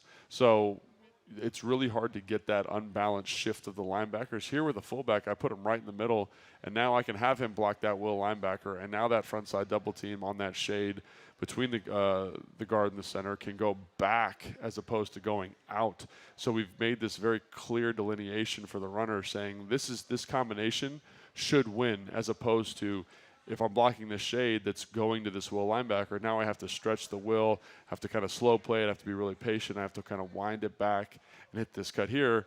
Very, very different dynamic in that regard. And I think that, again, the fullback, it does a lot for you. I don't know how much you're going to use it, but even if you use it 8 times, 10 times in a game, like, that would be a lot. And I think it shows a commitment and an identity geared towards running the football. The other thing that I was talking to Kedrick Golston about this the other day is people don't know what to do with a fullback anymore in terms of how to fit it. So it does give you a little bit of a wrinkle offensively, saying like, oh, we're in 11 personnel, now we're in 22, or now we're in 20 personnel with the 2 backs, and we've got a physical guy back there that can, again, change the strength of the run right now. So kind of some interesting things there potentially with the fullback. Yeah, also means Sam probably be under center more, which is, I think, something that a lot of people have wanted to see. We'll see, yeah. It's more advantageous for the runners. Obviously, if you got a fullback, Sam's probably going to be there.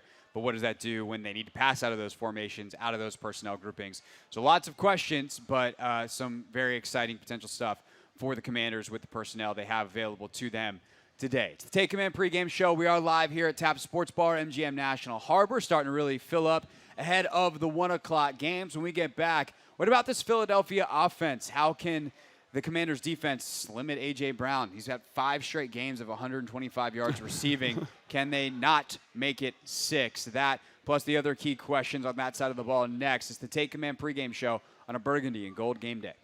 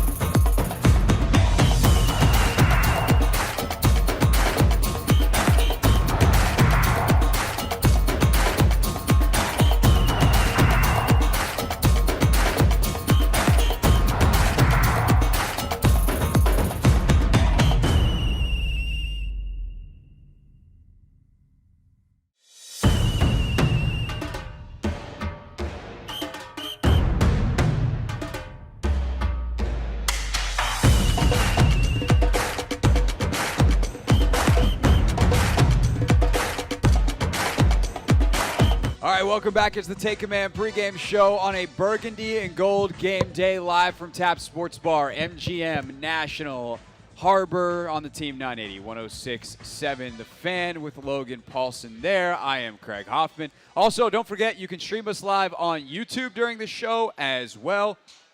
And then we are back live on YouTube roughly 90 minutes after the game.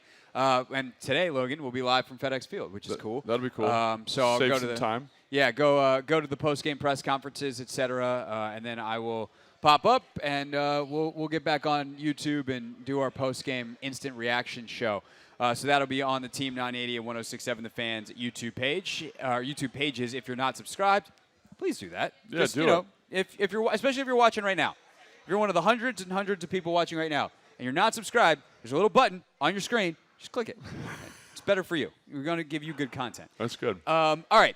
So the Philadelphia offense with Jalen Hurts is, obviously been one of the better offenses in the league the last couple of years. It seems like they found something a little bit last week to really get going. They've been struggling a little bit. Nice bounce back after the loss to the Jets. So what to you is the most dangerous thing about this Philadelphia offense that can obviously run it pretty well when they get going, a great offensive line, and has been just money passing the football, especially to A.J. Brown? Yeah, I think it's just that. It's the flexibility, the ability to run the ball, to have a mobile quarterback. And I think Jalen Hurts, Kevin mentioned this briefly, might be a little bit banged up, not quite himself. But I do think that there's something to that. But he still can move around, still make plays. The offensive line's amazing. Like, when you watch them, I said this on the podcast too, there's a lot of similarities between how Jalen Hurts plays the quarterback position and how Sam played the quarterback position, that they both hold the ball for a long time, but you don't see Jalen Hurts having issues with that because the offensive line is so effective and efficient. So, they can push the football down the field with A.J. Brown, Devontae Smith. They can run the football with Swift. They can do all sorts of stuff. And I think that's what makes them so challenging to handle. They also can kind of go in this, four-wheel drive mode and go on 19 or 20-play drives and convert fourth downs with the brotherly shove or whatever you want to call it. So there's just so much they can do, and that to me is a sign of a very proficient, healthy offense. Is we can run the ball when we have to, we can throw the ball when we need to. We have wrinkles in the run game with the quarterback who can move that make it very hard to account for. We have this thing on fourth down that makes us elite.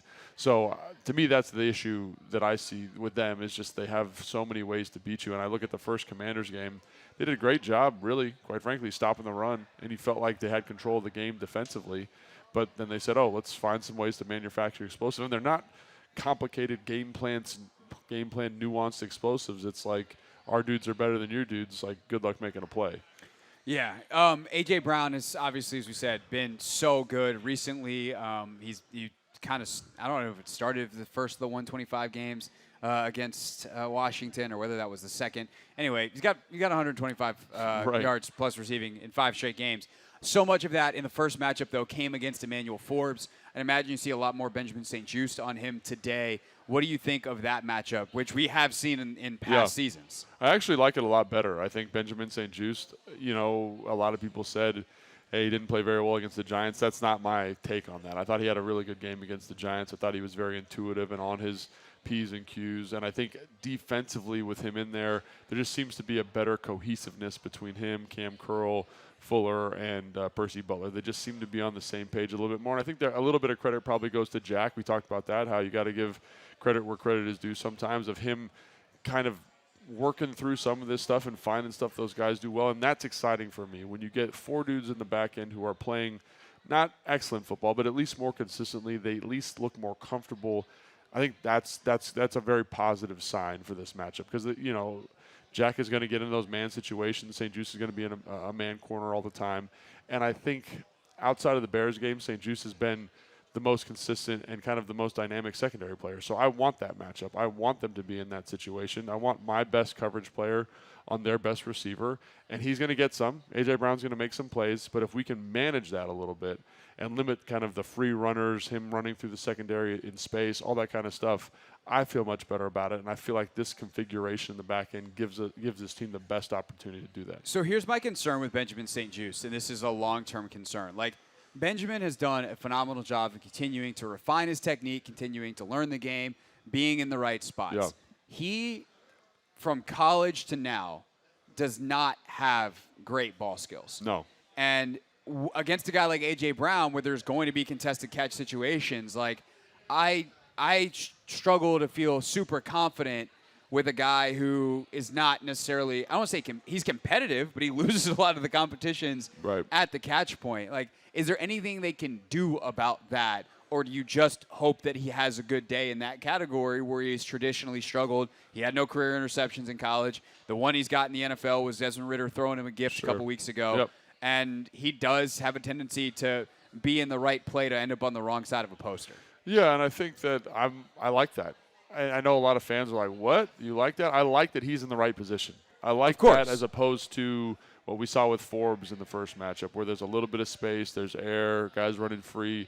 Because I think while he does end up on posters, he ends up with a lot of PBUs. And people don't chart the PBUs. They don't remember the PBUs. You don't remember the time Jordan got blocked. You remember the time he dunked on the dude, right? Because it's the big demonstrative, offensive-driven perspective. So I think that it's going to be I'm excited to watch the matchup. I think he's going to be in competitive situations. He's going to knock the ball down a couple times. And is A.J. Brown going to catch the ball over him a couple times?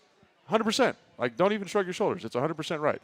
Like, that's going to happen. But if we can manage it, if we can mitigate it, if we can make sure there's safety help in certain situations, we can confuse Jalen Carter enough that the ball's Jalen Hurts, that the ball's a little bit late. You get Jalen Carter playing quarterback. Now we're talking. Now that's a win for the Commanders. But I think that's what I see with that matchup. And it's not just St. Juice. It's how the defensive line can support him, how Jack can support him with pressure, how the safeties can support him. There's a lot of layers to him playing well. And I just like the way he's playing the last couple of weeks. Now, he could come out and play like he did against the Bears, which wasn't very good. It was probably his worst game of the year. But I'd say how many games they played? 7 games? Yeah. He's had one bad game, and the other ones have been excellent. Grading in the blue on PFF. So, and the film that I've watched supports that grade that they're giving him. So I'm excited. I think this is a better situation for the Commanders. Is it perfect? No. But is it better? Absolutely. All right, that's Logan Paulsen. I'm Craig Hoffman here on the Team 980 and 106.7 The Fan. It's Burgundy and Gold game day. This is the Take Command pregame show. We're joined by Grant Paulsen coming up from FedEx Field at 12:30. And next, we'll take a look at our Pick 6 on my radio show on Fridays, the Hoffman Show on the Team 980. We pick 6 players we think will have the biggest impact on the Commanders game. And then we run them by Logan here on Sundays. That's next here on the Take Command pregame show.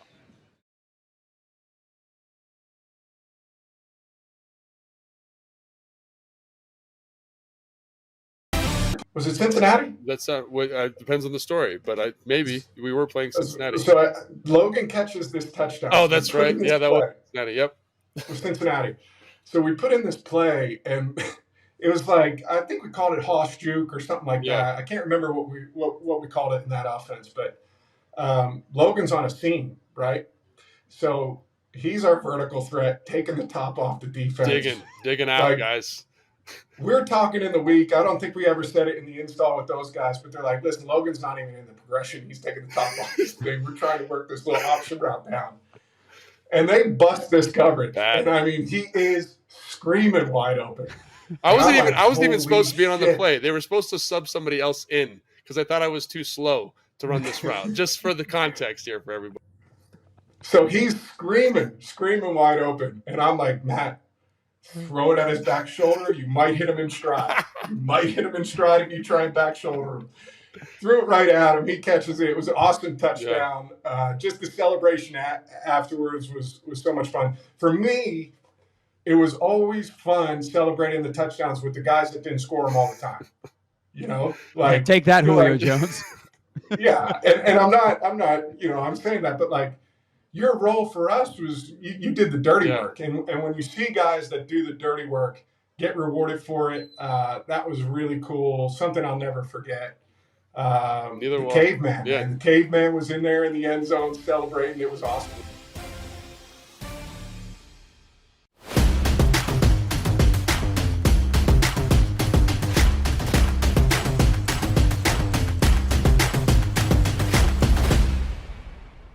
So there was this play where we call it like it was 19 Zorro. So basically like versus a 3-4 structure with an outside linebacker who is Von Miller in this case, I would get help from the fullback like on inside help. So I could be really aggressive on my reach, really violent to the reach. And so it's me and DY, and DY, is a physical son of a gun. And so we take Von Miller and we put him, like, no joke, in the water cooler. Like, we put him way out there on the sideline. And we were like, this guy ain't nothing. Like, we're going to, we were so fired up. And so it ended up being like a 25 or 30-yard gain. So we were all fired up. And then Kyle's like, all right, let's come back to it. So, like, 2 plays later, we're running again, and we're running to the right. And I was like, oh, man, we are about to tee this dude up real quick. Just tune him up nice and good. And so I go out to get him. And I'm firing off the ball. My hat's low. I'm flat back. And I swear to God, like, he was about as close as my hand was to my face. And he just disappeared into, like, mist. And he, like, swung me. And I fell right on my face. And I just was like, oh, my gosh. And, like, I went back and watched the film. And it was crazy how quickly he was able to, like, do his little basketball weave. And then, like just disappear from my vision and get inside and make the tackle. And I was like, oh, so now he's upset. So then the next play, I'm like all tentative and nervous. And I felt like Vaughn did. I watched this on film, so I knew he did this, but he does a really good job of, like, kind of like playing it like a boxer a little bit. You know what I mean? Like, kind of rope-a-doping you a little bit. So, like, he lets you get one, right? Where I got after him. He makes you look like an idiot. And then the next time I was super tentative on him, and he literally did like a double stick, like he was going to make me miss, and then just grabbed my neck and then threw me over the pile. I was like, man, this is going to be tough. I got to, like, think of a plan here in the next 15 minutes so I don't look like an idiot for the rest of the game. But, when you're playing elite football players like him, like, there's a reason they're elite. So if you get one on them, it's probably because they want. They probably because they're letting you get one. It's a trap. It's a trap. It's a trap.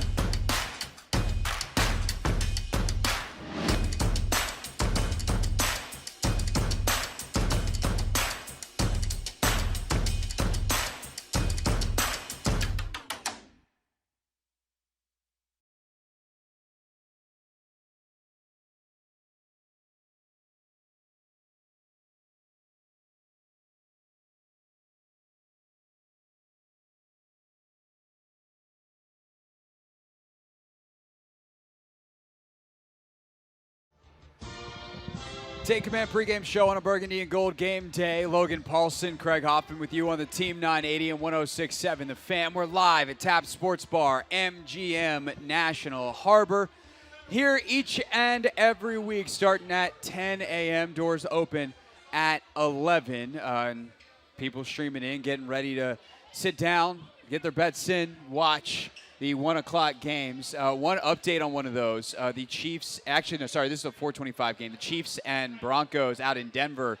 Patrick Mahomes been added to the injury report. He's got the flu. Oh, dang. But he has been receiving IV and is expected to play. But it's not ideal for the Chiefs, obviously, and for Mahomes. It's a snowstorm. I got the flu. I got to go be outside for 4 hours and run around and play football. That's going to be tough, man. But he strikes me as a guy who is kind of got like that Jordan mentality a little bit. Probably play better with a little cold, little sniffle. Yeah. And they take good care of you when you get the flu and you're a good football player, I'll tell you. I'm sure. All right. I would guess. I'm not sure. I don't have the flu, and I've never been a good football player.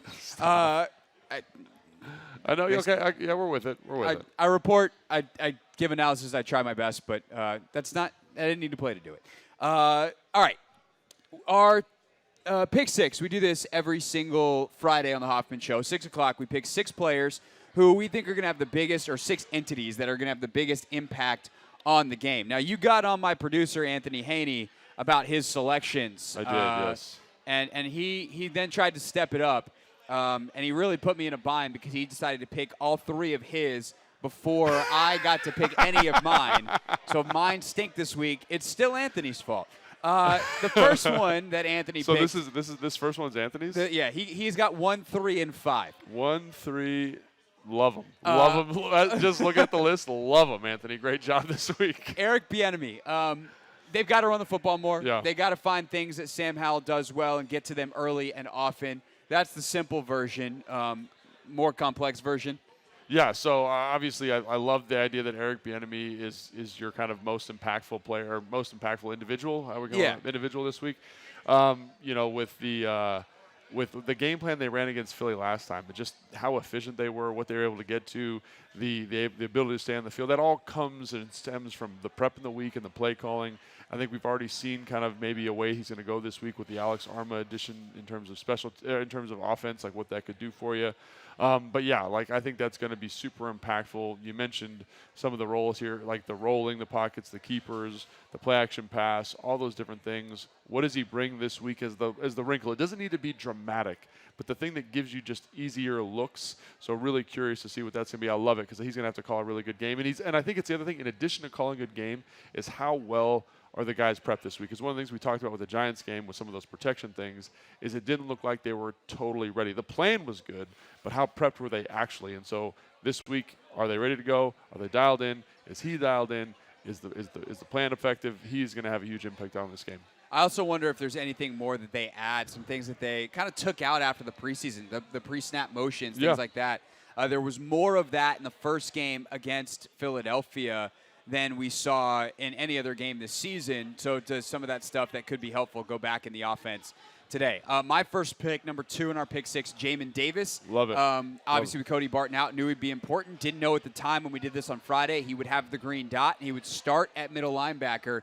But he is essentially important against a Philadelphia team that is, for as explosive as they are through the air, if they can sit back and run the ball all day, they're psyched about it. They've got a great O-line, and off they go.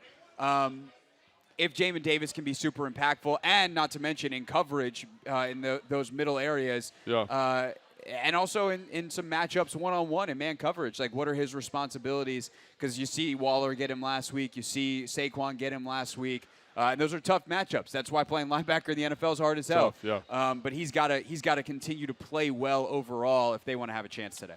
1,000%. And I think, Jamin's had a really good season. Obviously, there were the 2 plays last week that everyone's going to point to, but he's been very consistent.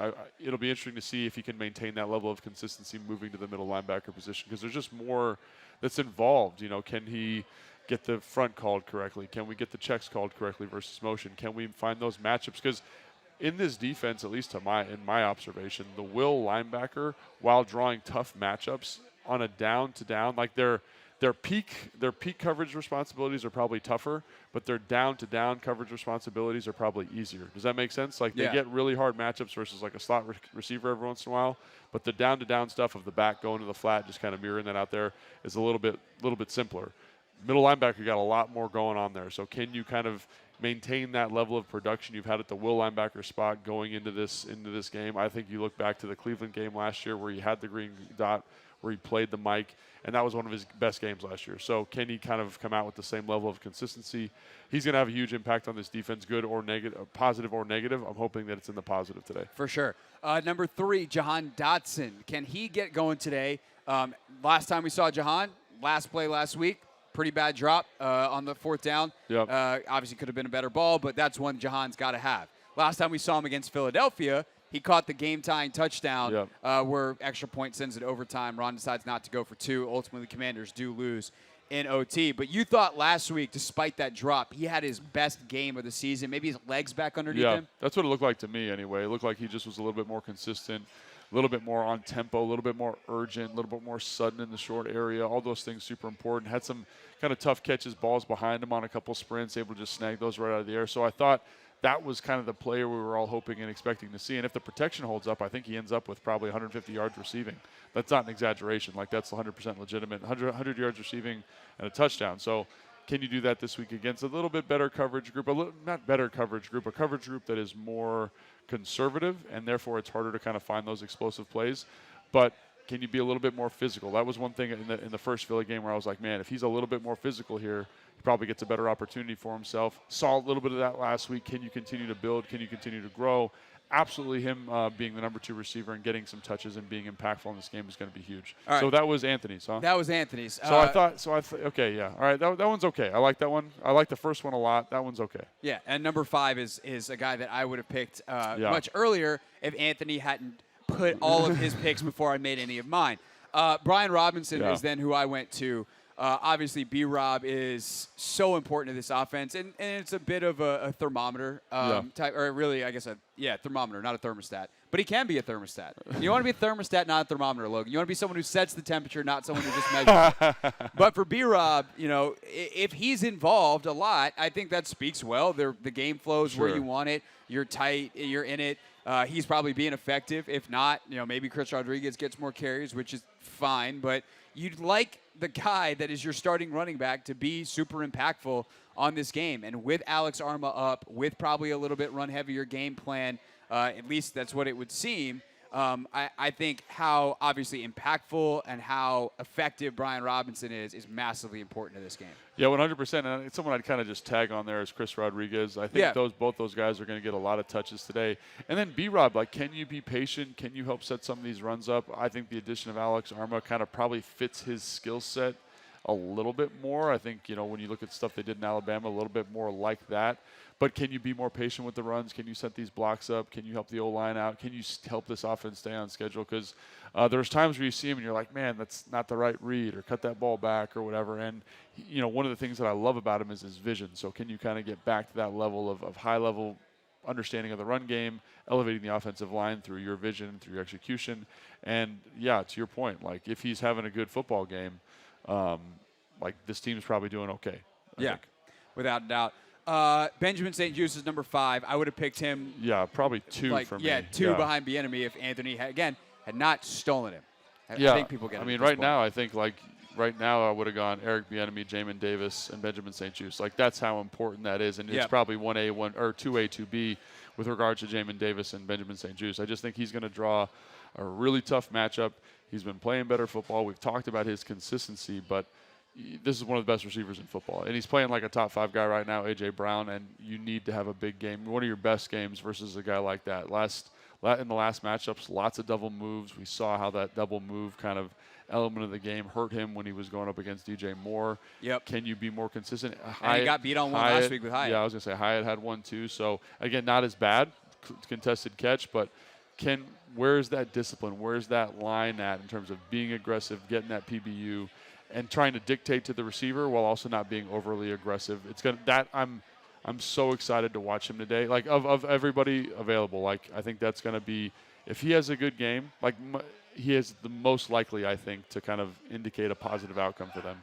Yeah, definitely. And then I said this on the show, if you give me those 5, I'm good. I don't necessarily need a 6th. It's called pick 6, so we did a 6. So with that in mind, that there's a drop off here, I said the interior of the O-line against this Philly offensive line, which is great. You do want to make them one-dimensional. You do want to make it so Jalen Hurts has to beat you as a thrower, where they just can't run the ball down your throat. If you are stout inside, that obviously is the best way to do that. And they limited DeAndre Swift very well in that first game, and they've consistently been good against the run the last 3-4 weeks after a slow start to the season in that department. John Allen has looked a lot better. Can you also have some impactful pass rushes from the inside? I think Big Phil Mathis is back. What does that look like? So I said the interior, if I've got to pick a 6, the interior of the offensive line the defensive line is where I went. Yeah, I like that one a lot. I think you excluded John Ridgeway in your breakdown. He's been excellent he's been great, in the past couple of weeks. And he might, if they're in that Cinco front quite a bit, he's going to draw a tough matchup with maybe the best center in football. Big Phil, where you at? You know what I'm saying? Where are you at from a health standpoint, conditioning standpoint? This feels like a tough game to be coming back for, right?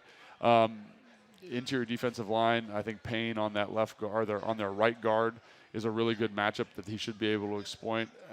John has not had his best performances against Landon Dickerson, one of these mammoth guards that handles power rushers really well, but can you be productive there? And then I think on the flip of that, I would just kind of, to give you my 6th or 7th person here would be, what does the Commanders' interior offensive line do versus their defensive line? Specifically, Tyler Larson calling protections, IDing runs, coming off the bench. Can he be consistent? Can he close this out for you? Love to see it. And then Chris Paul is going to have a really tough matchup this week. Really tough matchup with Jalen Carter and Fletcher Cox. And I think he matches up well with Fletcher Cox, kind of power on power. I'll take that all day. But Jalen Carter's got some special to him. And so how do you handle that? And what's the game plan to help Chris Paul with that matchup? So what's the vibe like at FedEx Field? Grant Paulsen will tell us when he joins us next. It is a burgundy and gold game day. This is the Take Command pregame show on 106.7 The Fan and the Team 980.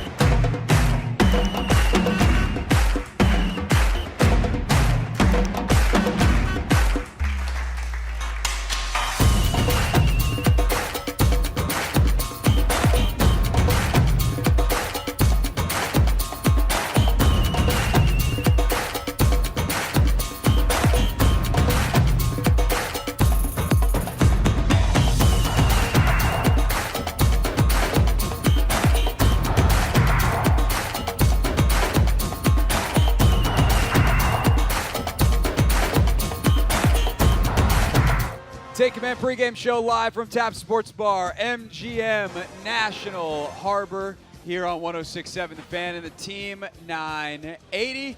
It's a Burgundy and Gold game day. Burgundy and Gold game day live coming up at the top of the hour. Denton Day join us in just a few minutes to make our picks for the game, but we head out to FedEx Field now. Welcome in our guy, Grant Paulsen.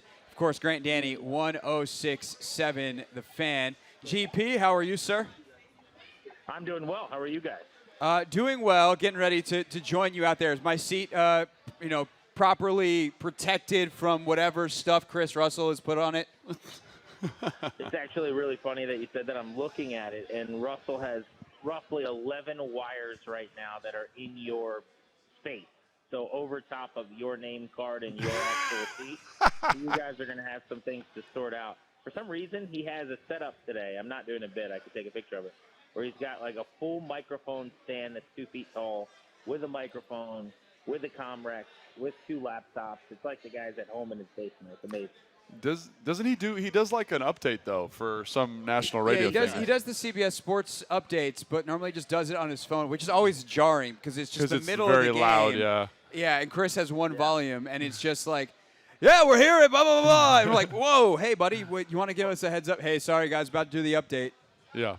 It's the best, though, for a lot of reasons, but obviously I'm a rainy guy. A few things I love. One, he is technically literally only doing his job, and mostly, like, people in the press box are, writing or quiet, so everyone looks at him with disdain and every they're time. Angry and they can't stand. But he's literally only doing his job. It's just that his job Right. isn't to write. So because he's a radio guy, like, everyone hates his guts. So that's funny. That's number one. Team radio Number forever. Two, exactly. Number 2 is he is very, very loud. And so that's going to, during the game, it's very quiet. You have that to contend with. And then the last thing that's great is generally in that role, it's very, here are the pieces of information you need. A team scored. The scoring drive was this many plays and yards. Here are some stats. He editorializes. It tells you that people are terrible. And He does do that. Can't tackle. Yeah. And it's really, really funny. But it's also crazy. Like the volume in conjunction with the editorializing is the thing that makes it, and it's a nice thing, like kind of to break up the monotony of the press box. Yeah, it does. It's must-see television. Yeah, like 3 or 4 laughs a game. Professional transition coming in 3, 2. So Grant, in terms of volume at the game today, what's the scene like? Paint it for us. How much green is there? And this is the first game, I think, unless I missed the announcement, that there's no sellout. We know there's a ton of Eagles fans that are going to come down 95. What's it look like out there? So, unfortunately, I hope I'm right in correcting you. I'm pretty sure it is sold out, actually. Okay. It was I may have sold just out missed that well in announcement. advance. Well, here's why you missed it, is because it's not sold out by people that are from around here, I don't think. There's a lot of green, man. I mean, the visiting side, and this is always the case during pregame warm-ups, obviously. Right. But you have all of the Eagles fans that come into the parking lot that maybe didn't bring all their tailgating gear down 95. And so the home fans are going to get in a little closer to kickoff. But I was just talking to Rick Snyder.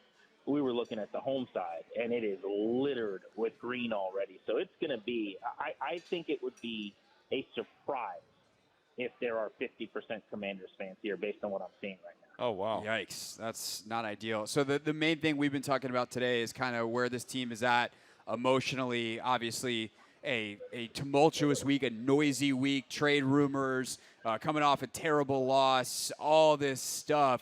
Yet this is the time of year that Ron Rivera's teams have done well in Washington. They've also typically played their best when their backs are most against the wall. So which direction do you think it goes? They give in and succumb to the pressure finally, or do they find a way to bounce back today? Yeah, I think this sets up really well for the prototypical Rivera era late October, early November bounce, where everyone thinks that the walls are about to cave in and the floor is about to fall. And the bottom's going to come out from underneath of everybody, and they get either a big win or play a really good team tough. Obviously, they beat the Eagles' second game last year in Philadelphia. They took them to overtime, should have gone for 2, may well have beaten them earlier this season. And so now they've got another crack at them. I think the Eagles will win. They're just more talented. They're a better team. This is a really good defense. Washington's offensive line going through some changes now.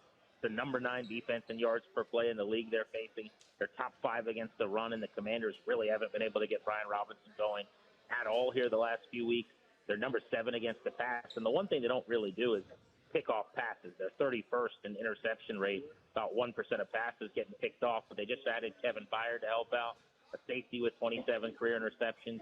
I can tell you guys, just watching warm-ups, he was running around with the first team. So expect him to play a lot today. But I don't love the matchup. I just think you're a home underdog in a division game. Generally, you want to lean toward picking the team to cover. And on top of that, this has been the entire Rivera process here, has been these types of games when you think it's about to get ugly, he kind of duct tapes everything together, and it doesn't ever really get bad enough to the 3, 4, 5-win seasons that have led to firings of guys like Jay Gruden. Right, and so let's obviously that's the emotional element of it. Do you defensively, like how do they contain Jalen Hurts? How do they contain the passing game really? Because I think they, for whatever reason, each time they play, they do a pretty good job of stopping the run. What's your thoughts on containing the passing game for the Philadelphia Eagles? I think I would just try not to give up anything deep, right? Yeah. I'm going to probably play as much as I can to demand that Jalen Hurts takes his chances underneath and force him to make 5 to 10-yard throws, kick and dunk his way down the field. Because he's a guy that likes to be aggressive. You've seen it against Washington specifically, where A.J. Brown's gotten behind everybody frequently this past game. Emmanuel Forbes, who's not going to be covering him much ideally, but you saw it the last time. Hurts was here at FedEx Field last year. We saw it on a fumble that they lost, in fact, on a 50-plus yard completion at the Link last year. I mean, they've been able to hit verticals and explosives. They've had this defense's number. So I would probably play a couple deep safeties, make them – it's a trend in the league, frankly. Like everyone essentially, and I think the reason the points are down, guys, they're making teams go on 12, 13-play drives. They're not giving up the huge play. That would be my philosophy. I'd be okay with DeAndre Swift carrying the ball a bunch and averaging 4.5, 4.7, as long as you're not giving up 6, 7, 25-yard completions like they have when they played the Eagles. All right, Grant, you know how we always end this. You kind of gave us a nice summation of where you're at, but ultimately, rubber meets the road. Who you got? I'm going to say Philly wins. I'm going to say 27-23.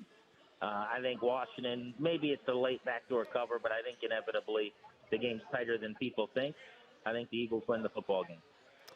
All right, that is Grant Paulsen with us from FedEx Field, GPC in just a little bit. And apparently Rooster was on nationally this morning. He was on nationally until noon.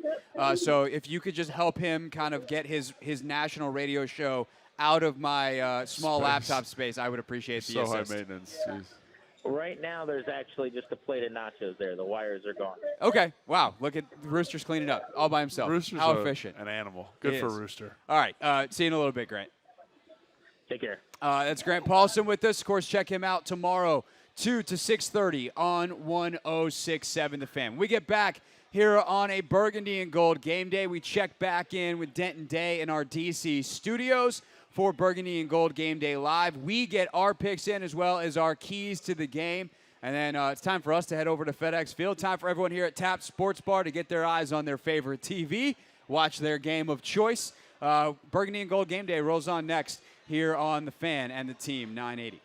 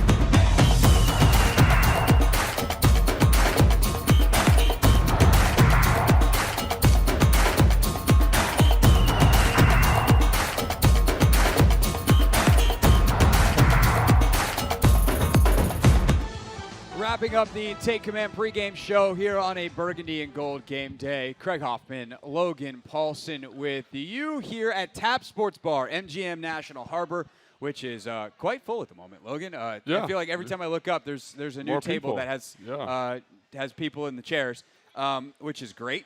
We love to see it. Love to see the energy. Love to feel this build towards kickoff. And back in our DC studios, we have the guys who will take you through the game on the radio, Denton Day and Linnell Willingham. What's up, boys? What up, fellas? How we living? Doing well, doing well. So it's time for our keys to the game, our predictions, our players to watch is always where we start. So, Denton, start with you. A player to watch today for the Washington Commanders. I mean, there's a bunch of different directions we can go here. I think I'm going to take the very corny route and say Sam Howell. I think we need to make sure he doesn't get sacked 10,000 times. If he doesn't get sacked 10,000 times, I think all four of us will have a much better day this weekend. I'll certainly have a much better week on the radio, not having to do another 17 segments on the protection issues. On the sack percentage and all these weird things that you never thought you'd talk about when you took this job. No, not my favorite radio. That is for sure. All right, Linnell, who's your player to watch this week? I saw as I was getting ready this morning, Chris Paul going to get the start at left guard, and going up against this Philadelphia interior, I'm curious to see how he handles himself and what the game plan is, and do they get him on the move at all, or what are their expectations for him? I want to see how he plays today. Excited to see him in the lineup. Yeah, me too. I think that's a really good one. I'm going to say Benjamin St. Juste. It's someone we've talked about quite a bit. I think, if he has a good game, I think this defense will be in a pretty good spot. And I think he's going to draw a tough matchup with A.J. Brown. I think physically he's probably the best corner we have in terms of someone who's equipped to handle that kind of size, weight, speed that he brings to the table. Obviously, it's going to be hard to completely contain A.J. Brown, but I think if he plays well, bodes really well. Also, someone else I'd just like to point out, and kind of piggybacking off Linnell's, is Tyler Larson. If he has a good game and does some good stuff, I think that's going to be pretty impactful for this run game and for the protection stuff. Man, there's so many of the offensive weapons that I'm so curious. I can make a case for a Curtis Samuel because Bradley Roby's out. He's probably got the best matchup. There's all kinds of kind of interesting things they could do with him, get him involved in the running game. That's one. Robinson and Gibson, how are they used? That's all great. But the guy I'm going to go with is Terry. Terry. Typically we take Terry off the board, but after his comments this week, and seeing how ridiculously correlated, causation's another thing, but correlation, when he's involved, they score. Yeah. When he's not involved, they really struggle. So how involved is Terry McLaurin? That is who I will officially pick with my player to watch, Logan. No, I love that. I love that pick. I think, again, it's usually he's off the board, but, versus this defense, versus Darius Slay, versus that matchup, versus the protection issues, can you hit some of those fade shots early? I think they're going to probably be ready for it, but can you find ways to get him touches? And can he kind of cultivate those explosive plays for this offense? We haven't talked about that a bunch, but this offense has not been overly efficient at providing, especially the last couple of weeks, those explosive plays. And when they do, they're much more efficient. So for sure, he's a big explosive element for that. All right, keys to the game. The way we do this is we pick a statistic. If the Commanders can blank or hold the Eagles to blank, they will win the football game. Denton Day, your key to the game. I think the key to the game is on the defensive side. I think it's forcing turnovers from Jalen Hurts. He has been a much more human quarterback this year. He didn't turn the ball over at all last year, but he's done it much more frequently. If you can force a couple of turnovers, I'd say at least 2, potentially 3. I think that puts you in a good spot because that means the defense doing a good job holding that Philadelphia offense. So I'm going to say force some turnovers. You got to get at least 3 to win this game. All right, Linnell. I'm going to go to the running game, and I understand that I've been on the record saying that the running game is a lifestyle choice, right? I think for Washington to win today, Brian Robinson must touch the football on the ground at least 25 times. I think it's him. I know we've seen Chris Rodriguez get implemented into this. I think they have a good stable of backs, and they need to find a way to use all 3 of their skill set. But I think B-Rob should be the focal point. So we should just give him 25 touches right away, right? Right out the gate. Just first 25 plays. 25 consecutive touches. That's how that works. And if it happens, though, that means Washington's in the game. That means it's relatively close, and they maintain that balance offensively. Last time these two teams played, the play-action pass stuff was really effective for them. So if they can get to that and then maybe try to switch something else up. I mean, I think they'll be in a good spot. I do also love Linnell saying, I'm on record as saying something that Logan Paulsen's been saying for ever on the Take Command podcast, that running the football is a lifestyle. Good person to emulate, Linnell. No, we're with you. We're on the same page, Linnell. What you got, Logan? So for me, I think explosive plays defensively is something that I want to see that number come way down. If we can keep that number to two explosive plays, so that's a 20-plus yard play, run or pass, keep that number way down, make Philadelphia go on those long drives. I think they're going to be in a pretty good position to win this football game. So I've used this number before. I'm going to use it again. If the combined sacks and turnovers from Sam Howell is below 4, which has not happened all season. That means, right? You're if crazy. they could get You're crazy. if they could get just take 4 sacks and no turnovers from Sam Howell, I think they're in this football game. They haven't been able to do it all year, yet they've won 3 times. Yeah. But if they can do that, that is key. Obviously, if he takes no sacks and it's 4 picks, that's not going to be good. But I'm going to hedge my bets and say that it's probably going to be more sacks than interceptions no matter what. Famous last words. I'm sorry, everybody. All right, let's go around the room here one final time. Who do you got in the Commanders-Eagles game today? Who's bold? Yeah. Is anyone going to be bold? Let me know here? now. Wait, what do you mean bold? Is this I'm picking the Commanders. I'm picking the Commanders. Are you picking the Commanders? I'm not picking the Commanders. Smarter than that. I mean, if No. my gambling instincts would say that you do pick them because America is going to be on Philadelphia and Sure. you kind of sway away from the public. So I'd pick them to cover the spread, but I wouldn't pick them to win the game. It feels like these two teams are going opposite directions. Huh. When they lost to Philadelphia a couple of weeks ago, it felt like the greatest loss that we've had in years here. Everyone was so excited. They looked so good. They just came up short. And it's funny how weeks make a big difference, and it feels like all hell's breaking loose. The fire is inside, and we're sitting at the table telling ourselves everything is fine. I think Philadelphia wins this one. I think they do it by 2 scores. I'll go 28 to 14. Yeah, Washington is probably the most inconsistent team in the National Football League, and when you lose to Chicago at home the way they did, and then you lose last week on the road against New York, I don't trust them anymore. I wonder, like Denton said, I think it's 2 teams going in 2 different directions right now. All the smoke around Washington this week with the trade deadline and the personnel changes that they're having up front along the offensive line, it just seems like a lot's going on right now. I don't know if they respond well to that. I think Philly wins big. I say 29-13. 29-13, yeah. Wow. I'm kind of in that same boat. I really believe that they match up really well with the Philadelphia Eagles. I think defensively, for whatever reason, the defensive line comes out and plays really well. I think offensively, the protections, the concepts that EB ran the first time match up really well with the coverage structure. To me, I'm more worried about the emotional side of this Fragility kind of seems to be there right now. Yeah. And so if there's any type of adversity early, I think it probably doesn't go well for the Commanders. If they can come out early, strike first, get a defensive stop, get the momentum kind of in their favor, I think it'll feel very, very different. But my confidence level in that happening is not very high. So I'm going to say probably 30 to 17 is what I'm going to say, is what it feels like if it swings the other way. But I do think this matchup, I wouldn't be surprised if it's close. I just don't know if the emotional stability is there for the team. So when you say, is anyone going to be bold and pick them? No, but I would not be surprised if they win. This is the time of year that they tend to play a little bit better under Rivera. When nobody thinks they've got a chance is when they all of a sudden do it, which makes it all the more frustrating. That's not actually a compliment to them. It's like, hey, could you guys play well when you're expected to? That would be cool. But I'll say 30-24 Philadelphia. Commanders in it late. Ultimately, Philly does get the win, but Commanders get the cover. Yeah. 30-24. I have no idea what I picked on Friday. I don't even know if we picked a score on Friday. No. But that's what I'm going with here. 5 minutes before kickoff. For kickoff and everything that follows, Denton Day and Linnell Willingham have you covered on Burgundy and Gold Game Day Live. Logan and I will see you back on YouTube about 90 minutes after the game, 106.7 The Fan and the Team 980's YouTube page for the Take Command Instant Reaction Show. And then, of course, do not miss the Take Command podcast all week long. Subscribe wherever you get your pods. I'll see you all tomorrow on the radio as well on the Team 980 at 4. For Logan, I'm Craig. Thanks for listening to the Take Command pregame show, Burgundy and Gold Game Day.